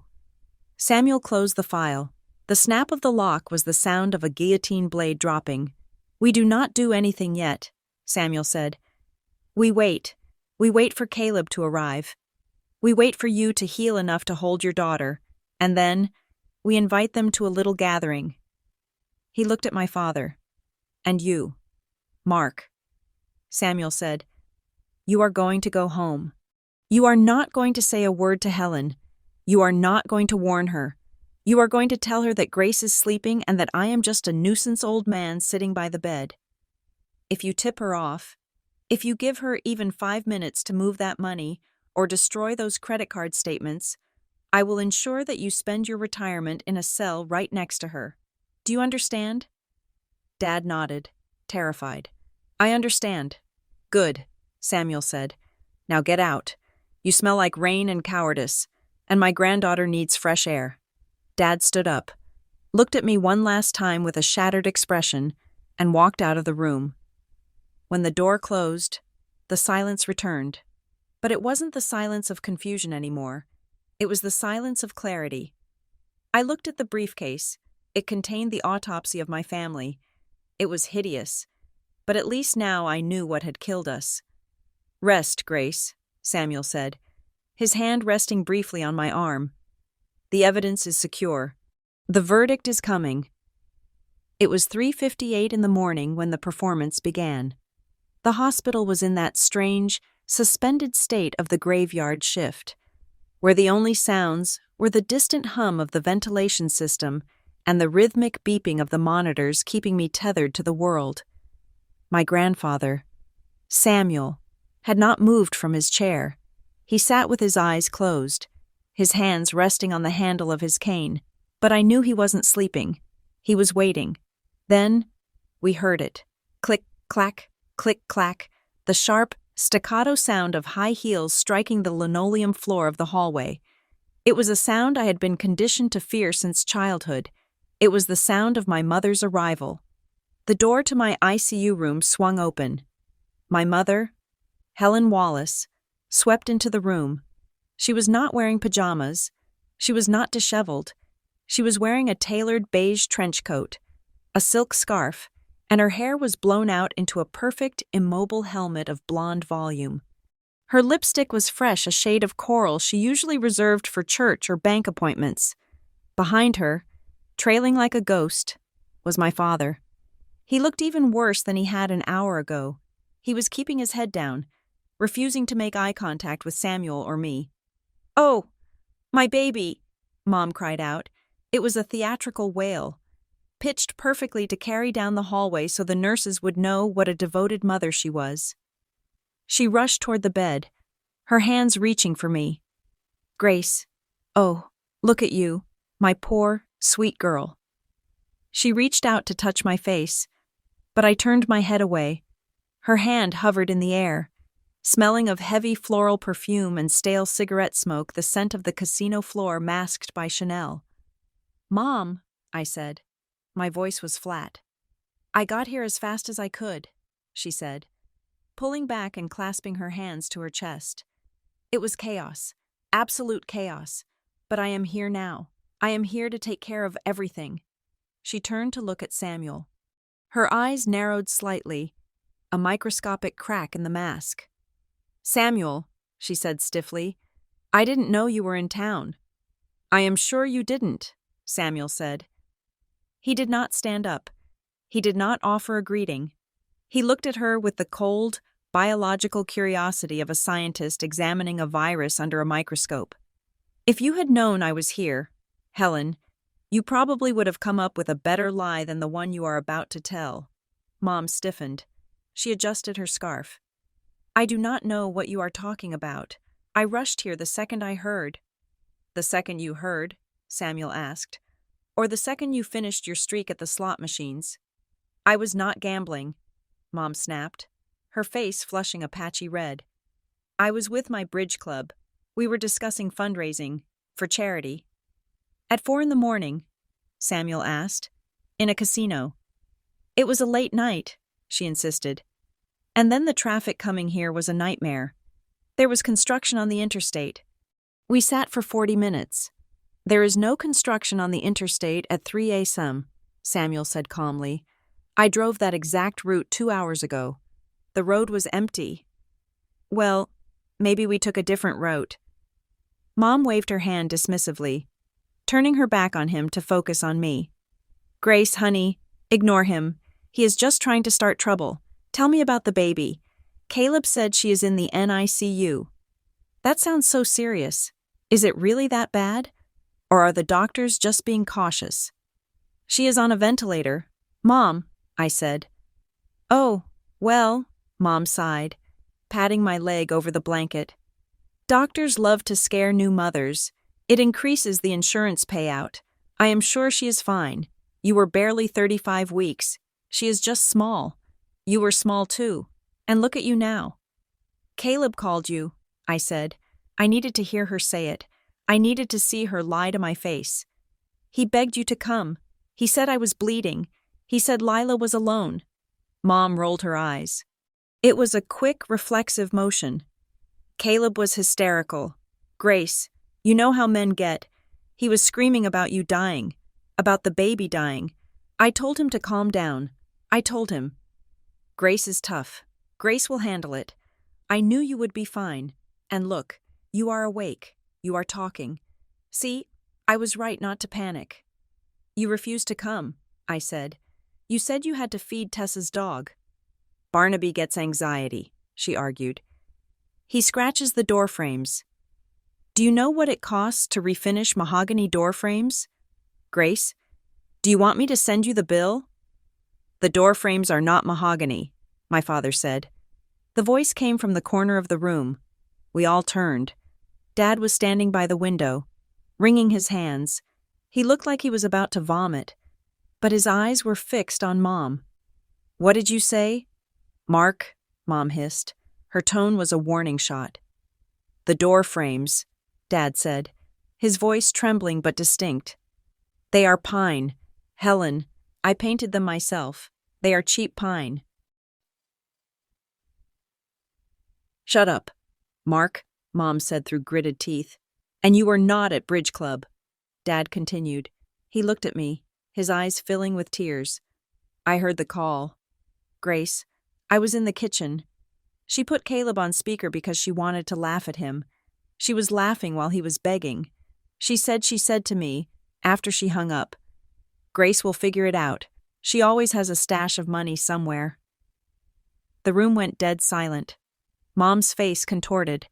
The mask of the concerned grandmother fell away, revealing the snarl underneath. She stepped toward Dad, her hand raised as if to strike him. You spineless little worm, she spat. After everything I do to keep this family afloat. Sit down, Helen, Samuel commanded. He didn't shout. He didn't have to. The authority in his voice was absolute.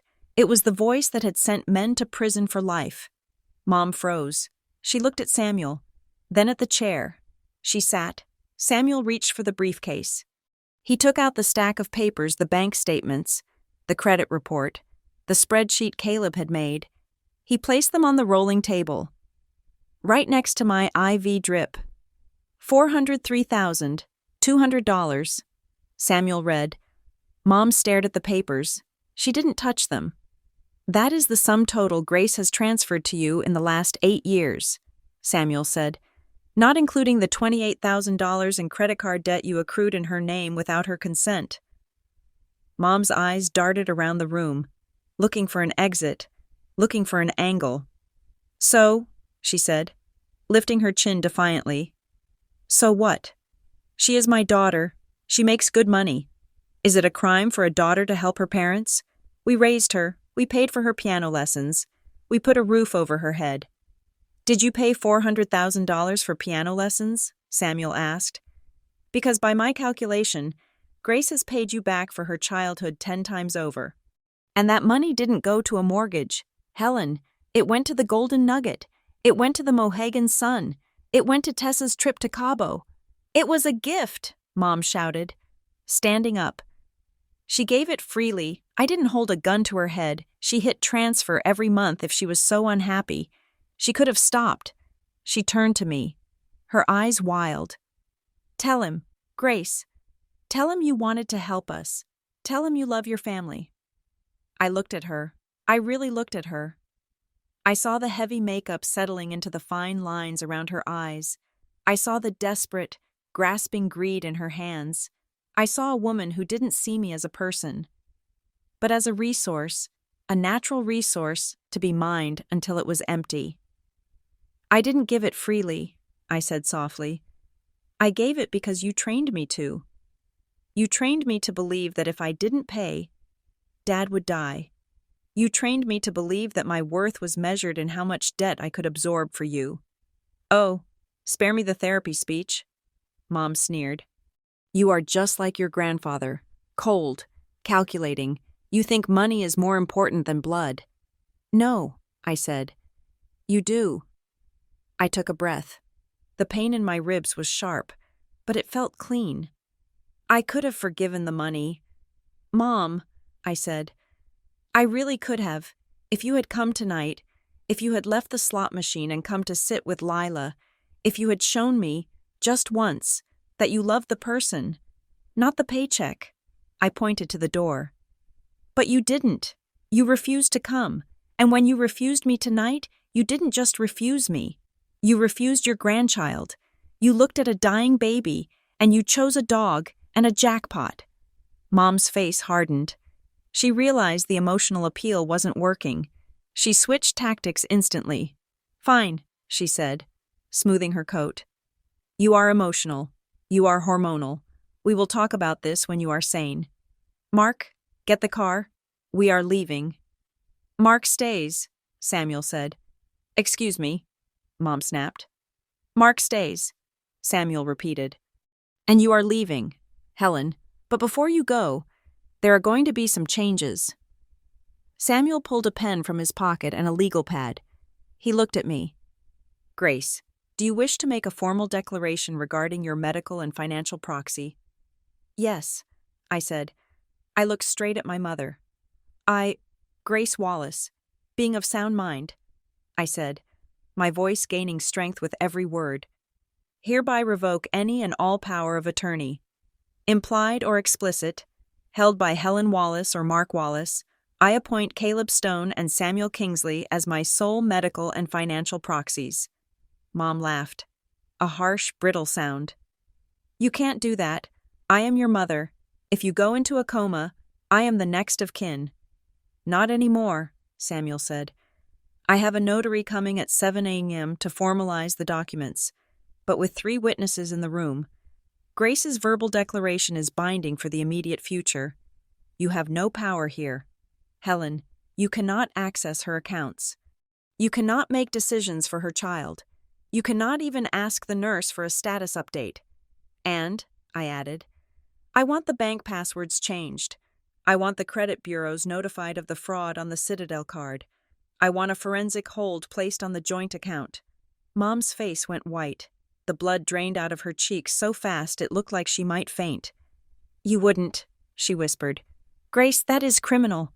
You would send your own mother to jail. You stole my identity, Mom, I said. You didn't act like a mother. You acted like a criminal. She stared at me.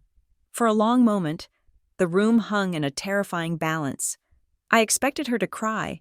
I expected her to scream. I expected her to beg. But she didn't do any of those things. She looked at the papers on the table. Then she looked at Dad, who was cowering in the corner. Then she looked at Samuel. And finally, she looked at me. Her eyes didn't look hurt. They didn't look sorrowful. They looked like the eyes of a shark that had just bumped into a metal cage and was calculating the structural integrity of the bars. They were cold, flat, and assessing. She realized the cash flow had been cut. She realized the emotional blackmail had failed. She smiled. It was a small, tight, terrifying smile. "Well," she said softly, "you think you have won, Grace. You think because you have a fancy lawyer and a spreadsheet, you can just erase me. But you forget one thing." She adjusted her silk scarf, her movements slow and deliberate. "I am the only one who knows where the bodies are buried," she said cryptically. "And you have a lot more to lose than just money." She turned on her heel. Click-clack, click-clack. She walked out of the room without looking back at my father. The door swung shut behind her, but the chill she left in the room was colder than the air conditioning. "What did she mean by that?" Dad whispered, his voice trembling. Samuel watched the closed door. His eyes narrowed. "It means," Samuel said grimly, "that she is not retreating. She is reloading." The transition from the sterile, beeping world of the hospital to the quiet sanctuary of my own home felt less like a discharge and more like a defection. I was fleeing a war zone, carrying the only prize that mattered. My ribs were still wrapped, aching with every deep breath, and I walked with a shuffle that made me feel 80 years old. But I was home. And more importantly, Lila was home. She had graduated from the NICU after 14 days, a tiny warrior who had fought her way off the ventilator and into the car seat. The first few nights were a blur of feeding schedules, diaper changes, and the terrifying, wonderful realization that she was entirely ours.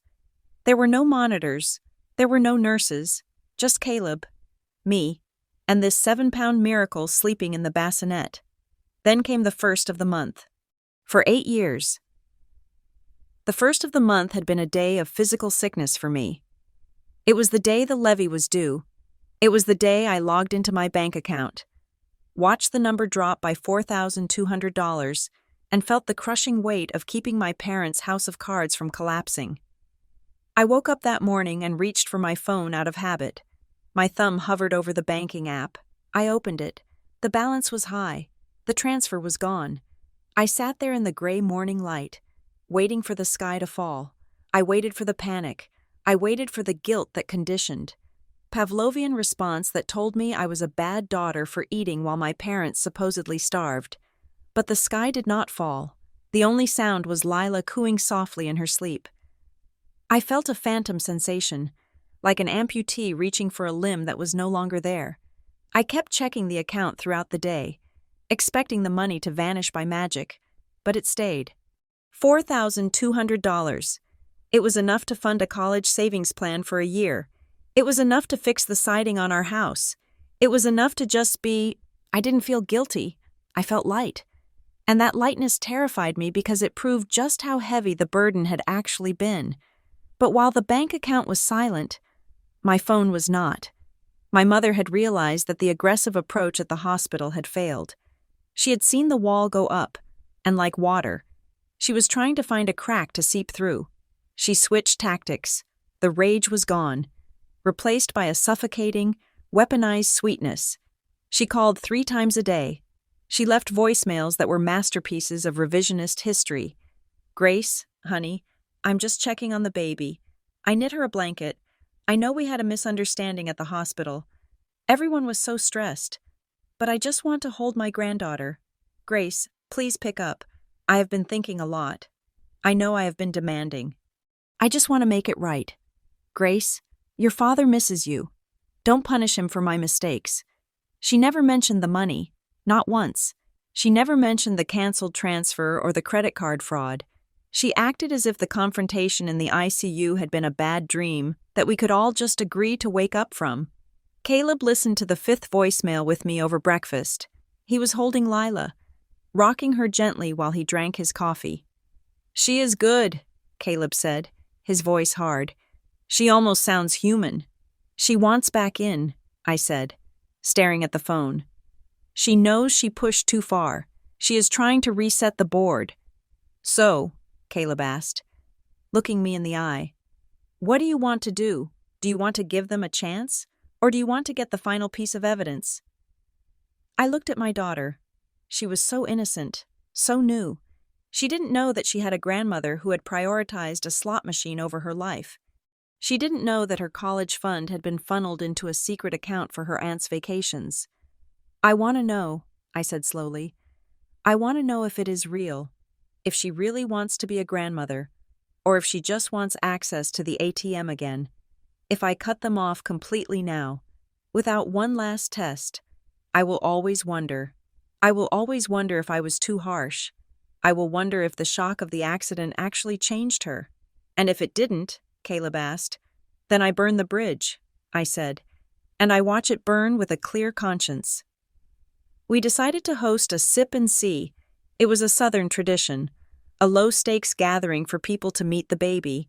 It was perfect because it was public. It was controlled. I invited my best friend, Sarah, who knew everything.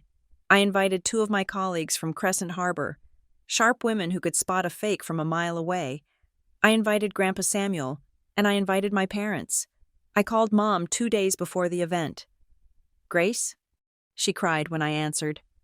"Oh, thank God. I have been praying you would call. We are having a small get-together on Sunday," I said, keeping my voice cool and professional. "To meet Lila, just a few friends and family, from 2 to 4 in the afternoon." "Oh, wonderful," she gushed. "I will bring the famous potato salad. And Tessa." "No," I cut in. "Tessa is not invited." There was a pause, a sharp intake of breath.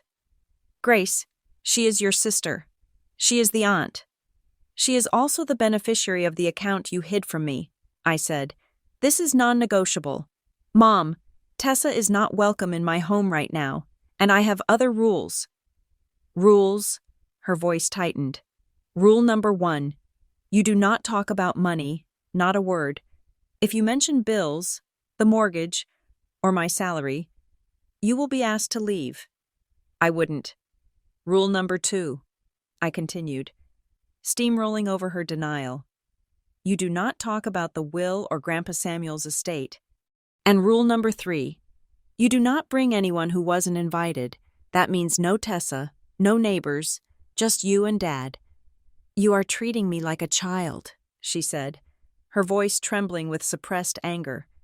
"I am treating you like a guest on probation," I corrected. "Do you agree to the terms?" A long silence followed. I could hear her calculating. I could hear the gears turning, weighing the humiliation of the rules against the potential payoff of getting back into my good graces and my wallet. "Fine," she said. "We will be there. We just want to see the baby." "Good. Sunday at 2. I hung up. My hands were shaking. But not from fear. They were shaking from adrenaline. The next day, Samuel came over. He looked out of place in our cozy, baby-cluttered living room, his sharp suit contrasting with the pastel burp cloth scattered on the sofa. He sat in the armchair, his cane resting against his knee, watching me set up the hors d'oeuvres table. "You are playing a dangerous game, Grace," he said. "I need to know." "Grandpa," I said, "I need to see them in the wild. I need to see if they can hold Lila without asking for a check." Samuel nodded slowly. "Just remember one thing. I have sentenced men who cried in my courtroom, swore on their mothers' graves they had changed, and then went out and committed the same crime an hour later. People do not change when they lose money. Grace, they change when they lose power. And right now, your mother feels powerless. She will be looking for a way to get it back. That is why I am taking precautions," I said. I led him to the hallway. I pointed to the smoke detector. "It is a camera," I said. "High definition, audio and video. I replaced the old one yesterday." I walked him to the living room. "There is one on the bookshelf, hidden behind the plant, and one in the kitchen, on top of the fridge." Samuel raised an eyebrow. "You are bugging your own house." "I am creating a record," I said. "Mom loves to gaslight. She loves to say, 'I never said that,' or 'you are imagining things,' if she tries anything on Sunday. I want it in 4K resolution. I want the audio clear enough to play in a courtroom if I have to." "Smart," Samuel said, a rare smile touching his lips. "You would have made a decent prosecutor." "I learned from the best," I said. Sunday arrived with a gray, overcast sky. The air was heavy, the kind of atmospheric pressure that builds before a summer storm. I spent the morning in a state of hyper-focused anxiety. I dressed Lila in a white dress with a small pink bow. She looked perfect. She looked like the stake in the bet I was making. Caleb was pacing. "Are you sure about this? We can still cancel. We can just lock the doors." "No," I said, adjusting the cheese platter for the 10th time. "We do this. We finish this." The guests arrived promptly at 2. Sarah came first, hugging me tight and whispering, "I have my fighting earrings on. Just say the word." My colleagues arrived next, bringing wine and soft smiles. Samuel arrived at 2:15, taking his post in the corner armchair like a sentinel. At 2:40, 40 minutes late. The doorbell rang. I checked the app on my phone. The camera feed from the front porch popped up. It was them. Mom was wearing a floral dress that looked too cheerful for the weather, and she was holding a casserole dish. Dad was behind her, wearing a suit that was a size too big, looking like he was attending a funeral rather than a party. But then I saw movement behind them. My stomach dropped. Peeking out from behind Dad, staring at her phone, was Tessa? She had brought Tessa. Despite the explicit rule, despite the warning, she had brought the one person I had forbidden. "She is testing the fence," Caleb whispered, looking over my shoulder at the screen. "She wants to see if you will actually kick them out." "If I kick them out now, we don't get the truth," I said, my voice cold. "We just get a scene on the porch. She wins the victim narrative. Grace threw her sister out on the street." "So," Caleb asked, "so we let them in?" I said, "We let them dig the hole deeper." I opened the door. "Surprise," Mom cried, throwing her arms wide. "We are here." And look who I found. Tessa was just so heartbroken about missing it. I couldn't leave her behind. "I knew you wouldn't mind. Grace, family is family, right?" She breezed past me into the house, not waiting for an answer. Tessa followed, offering a weak, smirk-like smile. "Hey, sis," Tessa said, popping gum. "Cute place, a little small, but cute." I closed the door. I locked it. I turned to face them. The camera on the bookshelf blinked once, a tiny red eye that no one else saw. "You are late," I said. "Fashionably late." Mom laughed, scanning the room. Her eyes didn't land on Lila. They landed on the furniture. They landed on the wine bottles. They landed on Samuel in the corner. Her smile faltered for a fraction of a second when she saw him, but she recovered. "Oh, Samuel," she said, "I didn't think you did baby things. I do a lot of things you don't expect." "Helen," Samuel said evenly. Mom turned back to me, her eyes finally finding the bassinet where Lila was sleeping. "Is that her?" she asked. "That is her." I said. Mom walked over. She looked down at the baby. For a second, I held my breath. I wanted to see a tear. I wanted to see love. I wanted to see the grandmother I had always wanted her to be. "She is tiny," Mom said. Then she looked up at me. "She looks just like you did before you filled out." It was a dig, a small, petty dig about my weight wrapped in a comment about my child. "She is perfect," Caleb said, stepping up beside me, his hand on my waist. "Of course," Mom said. "So, where do we put the gifts? We didn't bring much.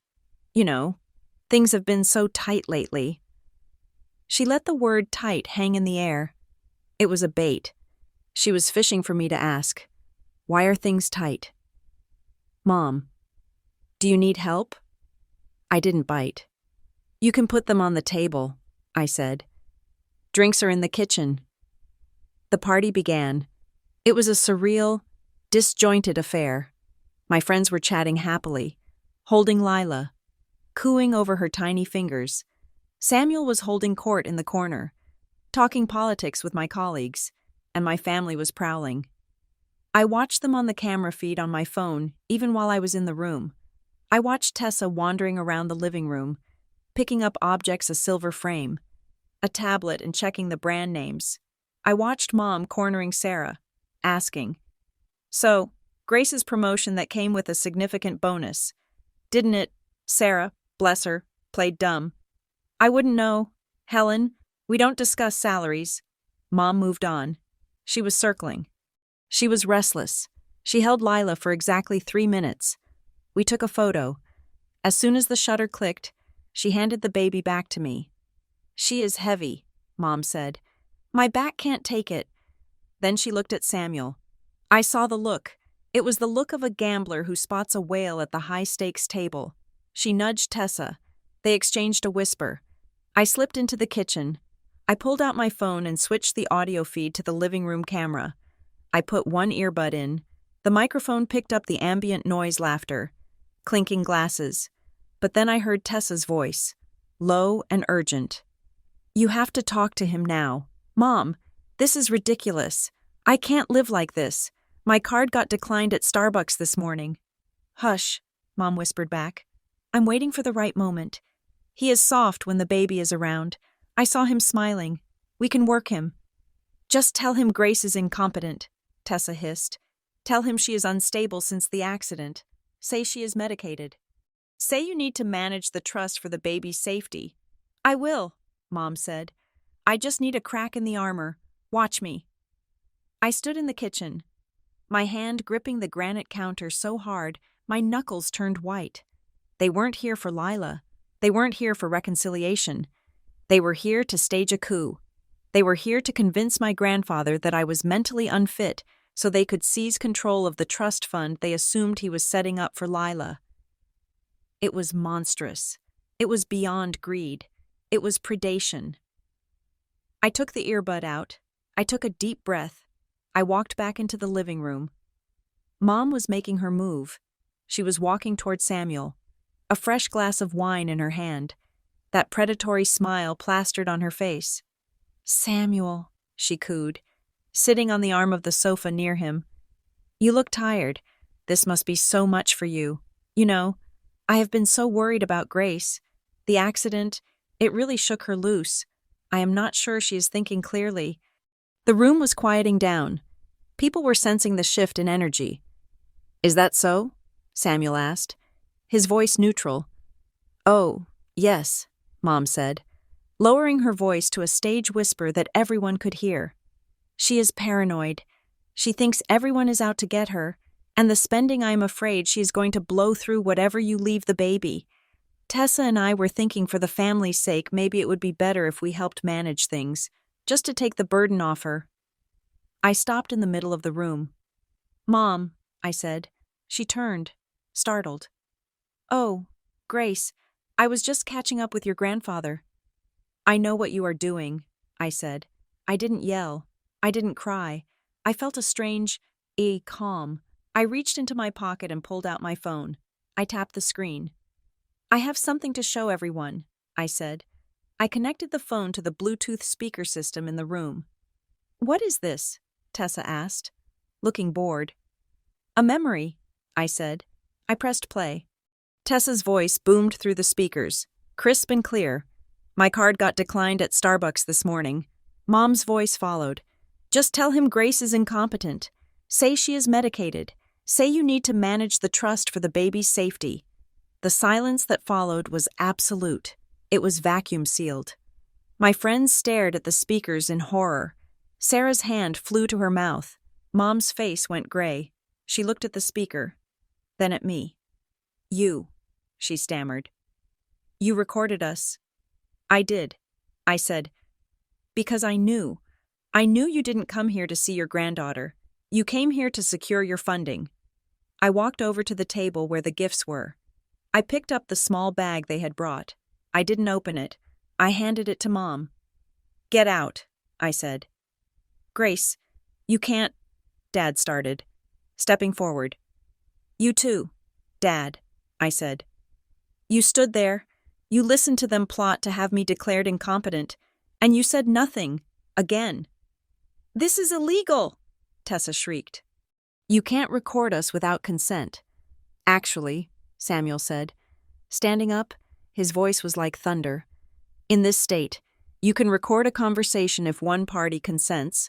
Grace consented, and since it is her house, she has every right to monitor the premises for security, and you, Helen, are definitely a security threat." Mom stood up. Her eyes were black with hate. The mask was gone forever now. "You ungrateful little bitch," she hissed.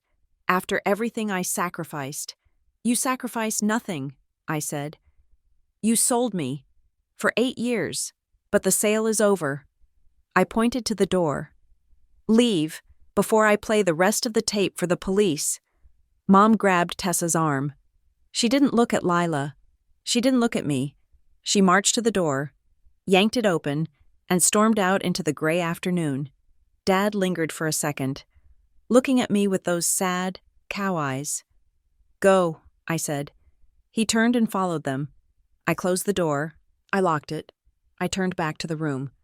My friends were silent, stunned. "Well," I said, my voice shaking just a little. "Does anyone want some cake?" The doorbell rang at 2:40 in the afternoon. They were exactly 40 minutes late. In my family, lateness was not an accident. It was a power move.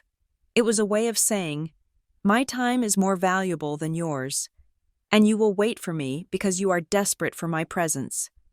I looked at Caleb. He was standing by the hors d'oeuvres table, his knuckles white as he gripped the edge of a serving platter. The room was filled with the soft hum of conversation from my colleagues and friends, about 15 people in total. The air was warm, smelling of roasted garlic and expensive cheese. A sanctuary we had built to welcome my daughter into the world. And now, the wolves were at the door. "Showtime," I whispered. I opened the door. My mother stood there, beaming. She was wearing a floral dress that was a little too bright for the overcast weather, the kind of aggressive cheerfulness that usually masked a disaster, and standing right behind her, scrolling through her phone with a look of profound boredom, was Tessa. My stomach tightened. I had been explicit. No Tessa. "Surprise?" Mom cried out, throwing her arms wide as if she were the gift we had all been waiting for. She stepped across the threshold, forcing me to back up. I know. You said just us." But Tessa was just devastated at the idea of missing her niece's big debut. I told her, "Grace has a big heart. She would never turn away family." "Right, honey." She didn't wait for an answer. She breezed past me, pulling Tessa in her wake like a stubborn piece of luggage. Tessa looked up from her phone, popped a bubble of gum, and gave a wave that involved only her fingers. "Hey, sis, cute place, a little compact, but cozy." I felt Caleb step up beside me, his body radiating heat and anger. I put a hand on his arm to stop him. We needed them inside. We needed the performance to happen so the curtain could fall once and for all. "You are late," I said, closing the door. "Oh, traffic was a nightmare," Mom said, waving her hand dismissively as she scanned the room. Her eyes weren't looking for the baby. They were scanning the guests, assessing the net worth of the room. When her eyes landed on Samuel, sitting in the corner armchair like a judge on his bench, she stiffened, but she recovered instantly. "Samuel," she called out, her voice dripping with a sugary, fake warmth. "I didn't know you were coming down from the estate. How is the hip?" "My hip is fine, Helen," Samuel said. His voice was cool, cutting through the chatter in the room. "The baby is over here." Mom turned her attention to the bassinet where Lila was sleeping. She walked over, Tessa trailing behind her. "Oh, look at her," Mom said. Her tone was loud, performative. "She is just precious. Tessa, look at your niece." Tessa sighed and walked over. She looked at Lila for perhaps 3 seconds, then she pulled out her phone. "Let me get a pic for the story," Tessa said. She reached into the bassinet without washing her hands, without asking, and scooped Lila up. Lila startled and let out a small cry. Shh, it is okay. Auntie Tessa is here," Tessa said mechanically. She held the baby out at arm's length, angled her face to catch the light, and snapped 3 selfies. She checked the screen, filtered it, posted it, and then immediately looked for a place to put the baby down. "She is kind of heavy," Tessa said, handing a squirming Lila to me. "Does she always smell like milk?" "She is a baby, Tessa," I said, holding my daughter close to my chest. "That is what they do." Tessa had already lost interest. Her eyes were darting around the room, and I saw exactly where they landed. She was staring at Samuel. Or rather, she was staring at the expensive watch on Samuel's wrist and the briefcase he had placed by his feet.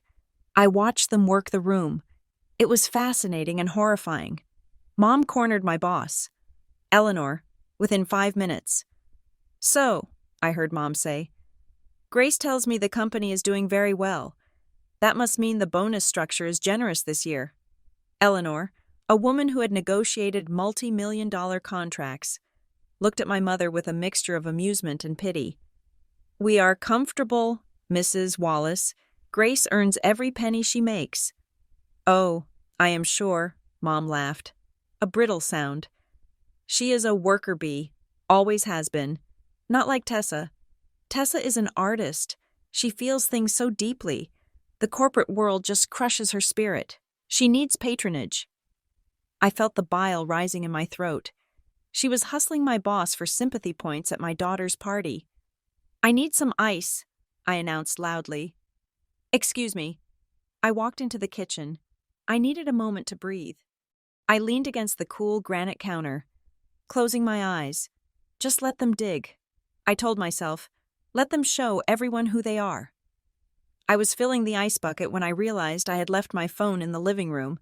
It was sitting on the sideboard, right next to the floral arrangement, plugged into the charging dock that also connected to the house's Bluetooth surround sound system. The jazz playlist I had curated was playing softly in the background. Then, the music stopped. I frowned. Had the playlist ended? Then I heard a voice. It wasn't coming from the kitchen.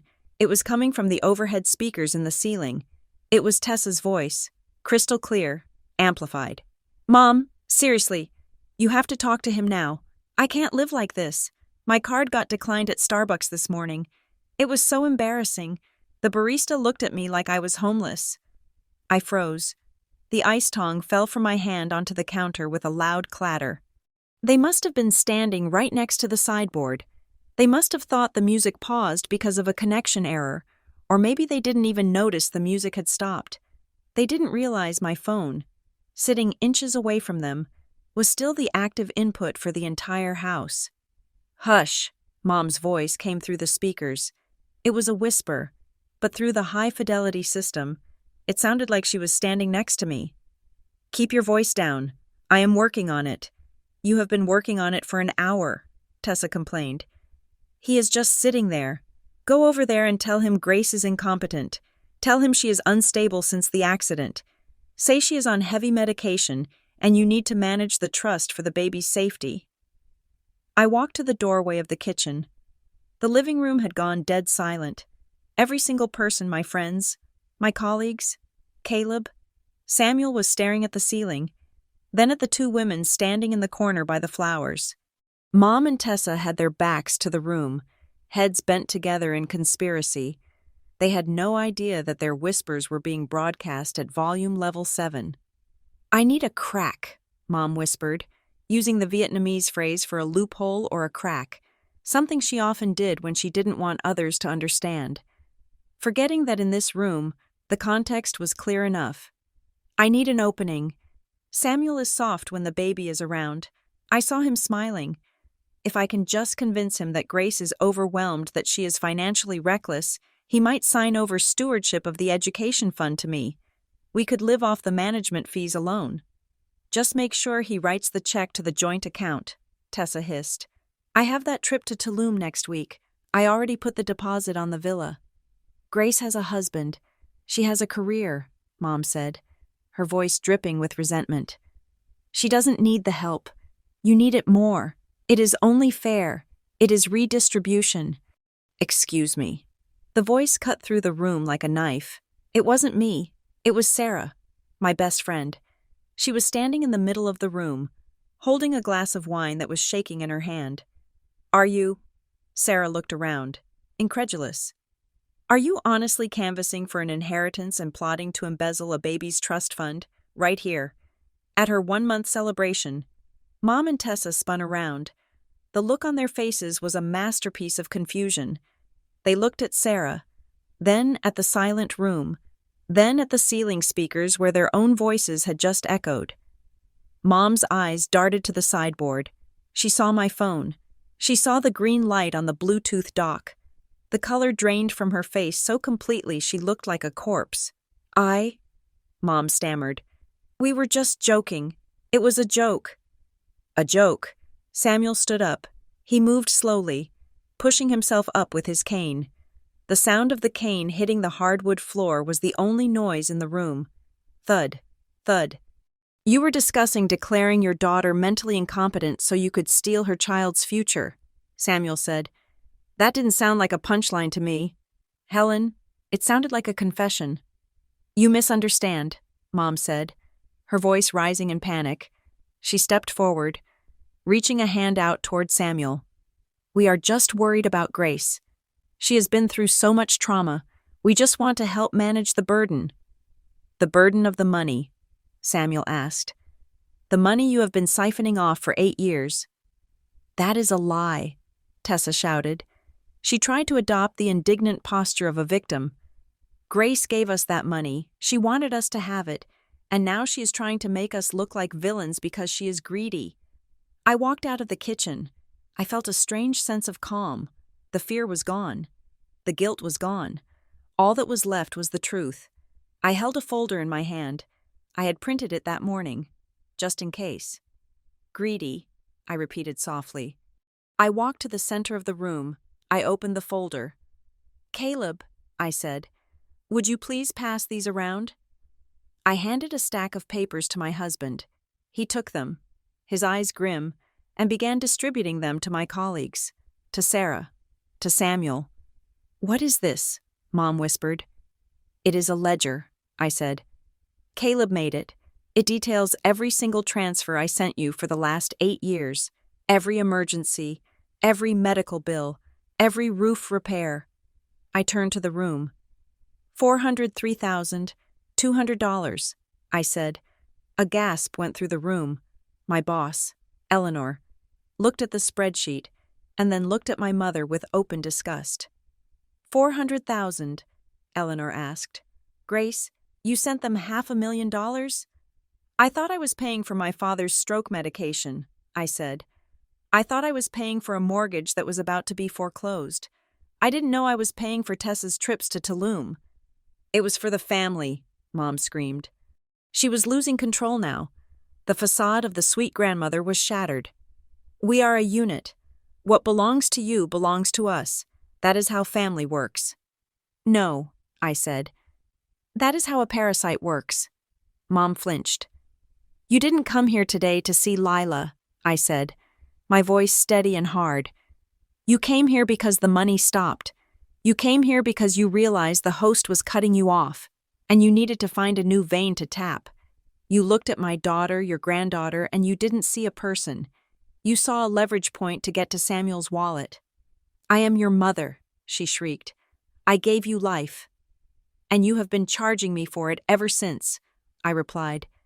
But the debt is paid. Mom, it is paid in full. Tessa laughed a nervous, high-pitched sound. This is ridiculous. Come on, Mom, let's go. They are crazy. We don't need them. You are right, Samuel said. You don't need them, because you are going to be very busy dealing with the fraud investigation. The room went deadly quiet again. Fraud, Mom whispered.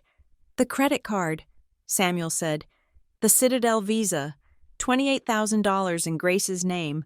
I filed the police report this morning, and with this, he gestured to the Bluetooth speaker, with this recording of you conspiring to defraud a minor's trust, I imagine the district attorney will be very interested in adding a few more charges. Mom looked at Samuel. Then she looked at the 20 witnesses in the room. She realized there was no spin she could put on this. There was no lie big enough to cover the truth that had just been broadcast to the entire room. She looked at me one last time. There was no love in her eyes. There wasn't even anger.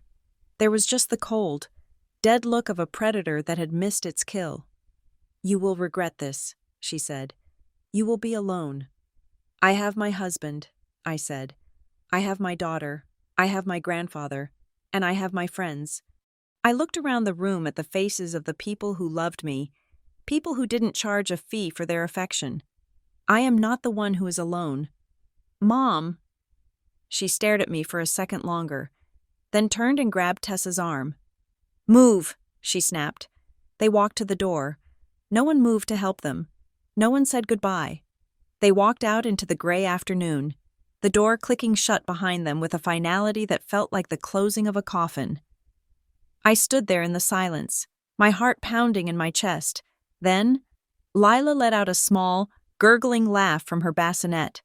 The sound broke the tension like a glass shattering. "Well," Eleanor said, placing her wineglass on the table and looking at the spreadsheet, "that was the most effective business presentation I have ever seen." Sarah let out a snort of laughter.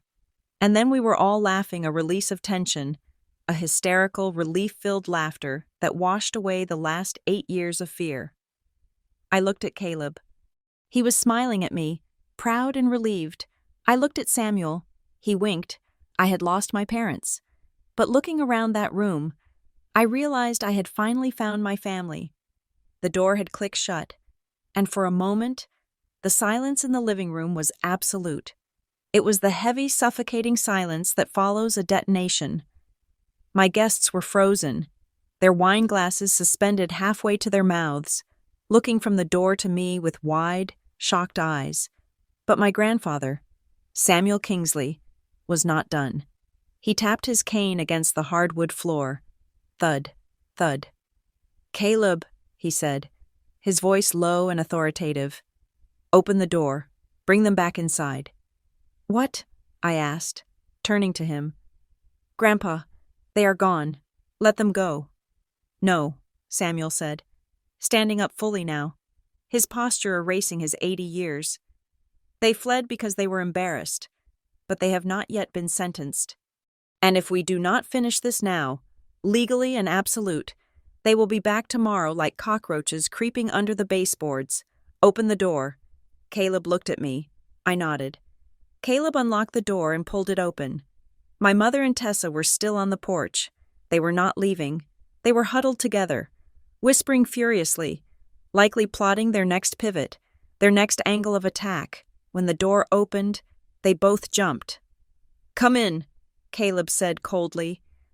"Samuel has something to say." Mom straightened her dress, a flicker of hope igniting in her eyes. She thought she had won a reprieve. She thought we were calling her back to apologize, to smooth things over, to return to the status quo where she was the matriarch and I was the wallet. She walked back in with her chin held high, Tessa trailing behind her like a sullen shadow. Dad followed, looking like a man walking to the gallows. "I knew you would come to your senses," Mom said, forcing a smile as she stepped back into the center of the room. "Families fight, Grace. It is natural, but we always forgive. That is what love is." "Sit down, Helen," Samuel said. He didn't gesture to the sofa. He pointed to 2 straight-backed wooden chairs near the dining table, away from the comfort of the living room circle. It was a defendant's placement. Mom hesitated, then sat. She folded her hands in her lap. Trying to look demure, Samuel remained standing. He reached into his briefcase one last time. He didn't pull out a bank statement. He pulled out a thick document bound in blue legal paper. "I have spent the last 3 weeks working with my estate attorneys," Samuel began. His voice was not loud, but it carried a weight that made the air in the room feel dense. "Since the night of the accident, I have been restructuring my entire estate. I have been auditing the family finances, and I have reached a verdict." "Verdict." Mom laughed nervously. "Samuel, you are retired. You are not a judge anymore." "I am the judge of where my money goes," Samuel corrected her sharply. And I am the judge of who carries the Kingsley name with honor and who treats it like a credit line. He opened the blue folder. Effective this morning. My will has been amended. Previously, the estate was to be divided equally among my children, with a stipulation for grandchildren. That is no longer the case. He looked directly at Mom.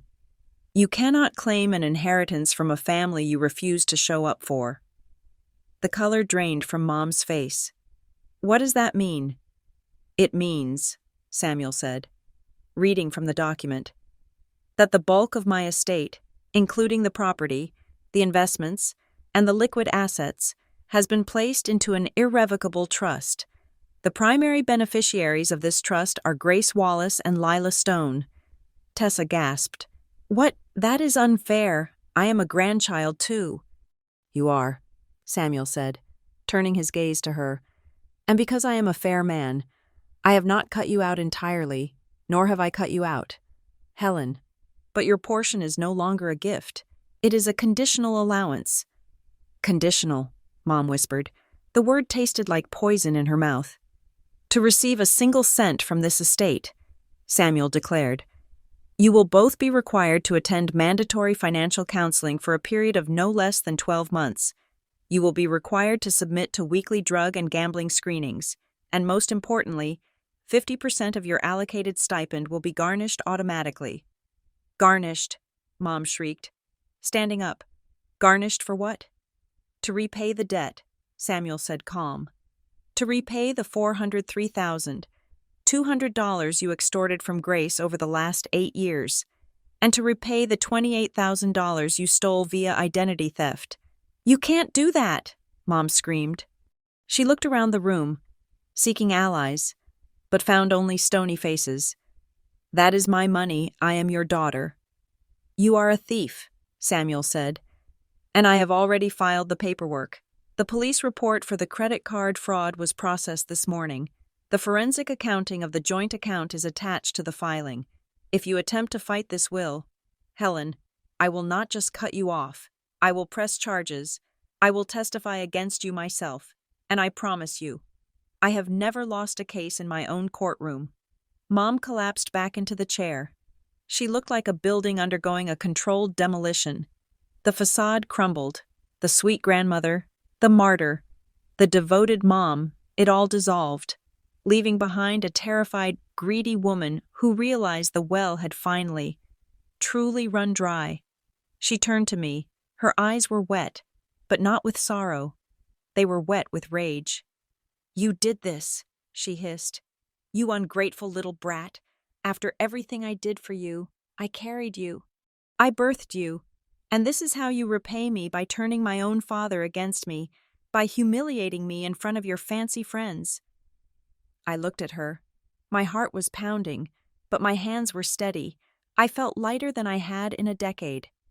I am not ungrateful. Mom, I said softly.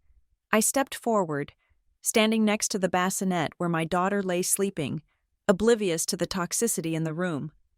I am just done, I continued. I am done paying for your mistakes.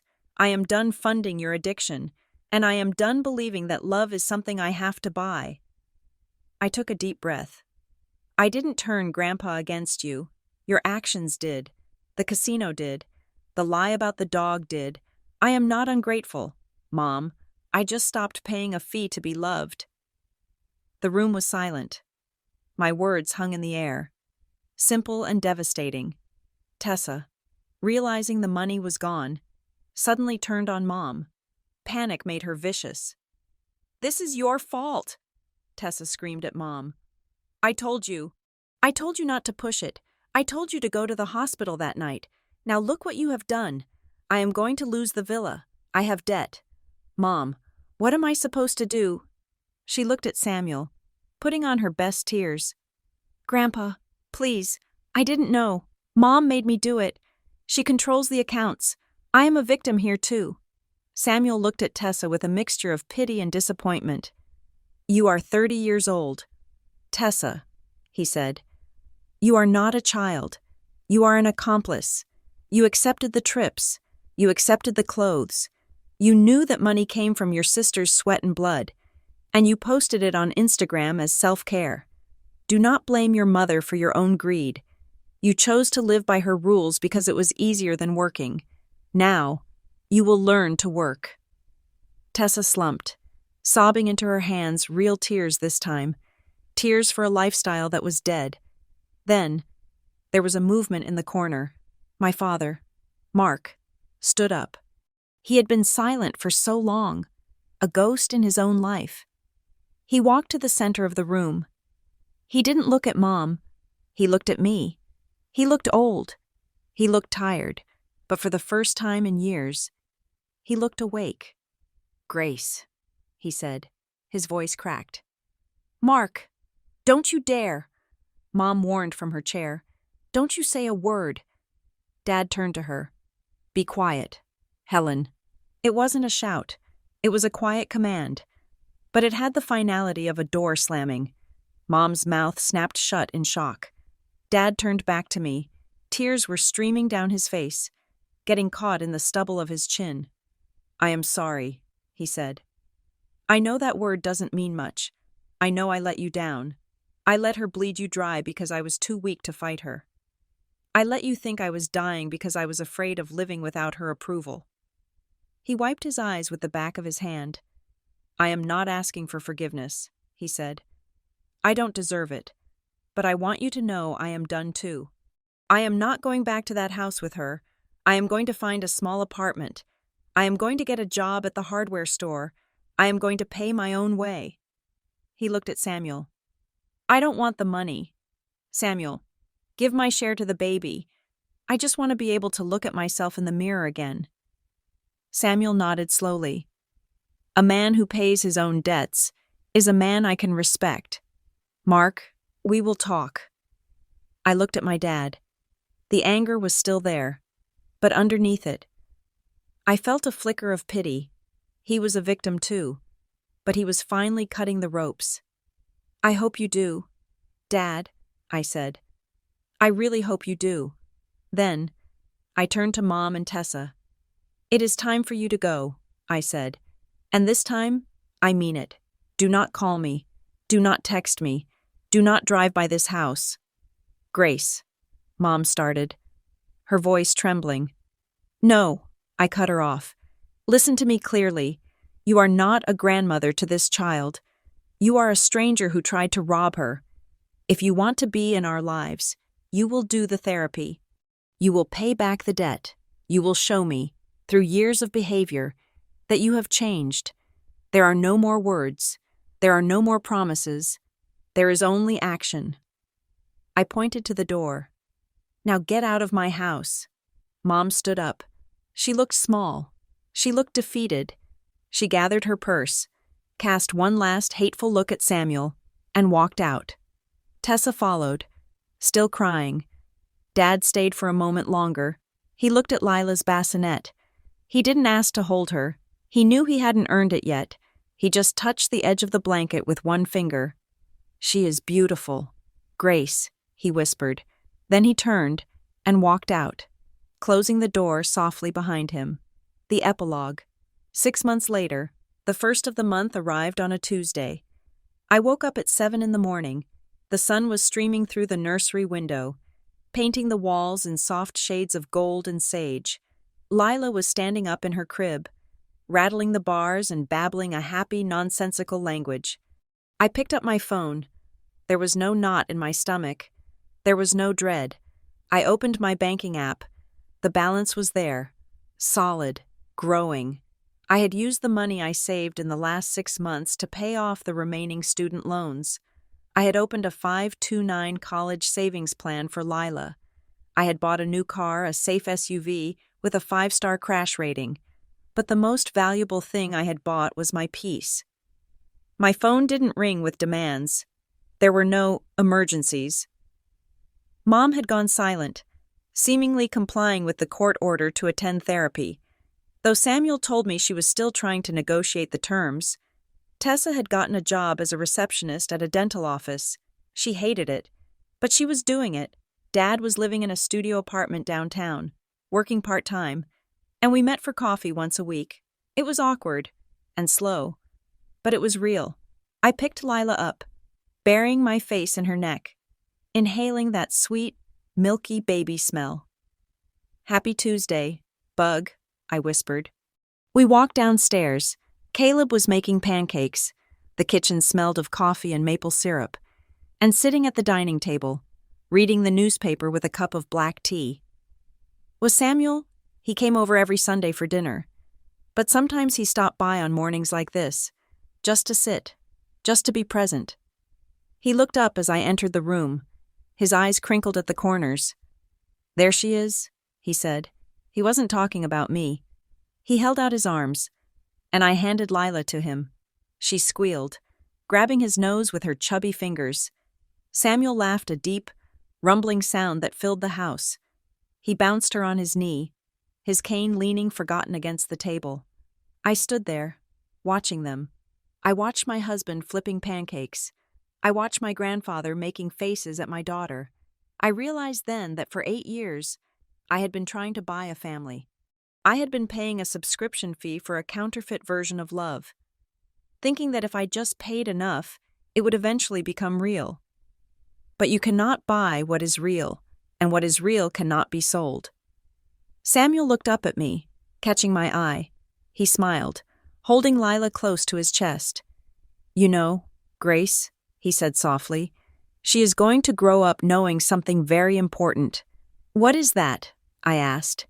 "She is going to know that love is not an invoice," he said. "It is just showing up," I smiled, tears pricking my eyes, not tears of pain, but of gratitude. "Yeah," I said, looking at the people in my kitchen. "I finally know that too."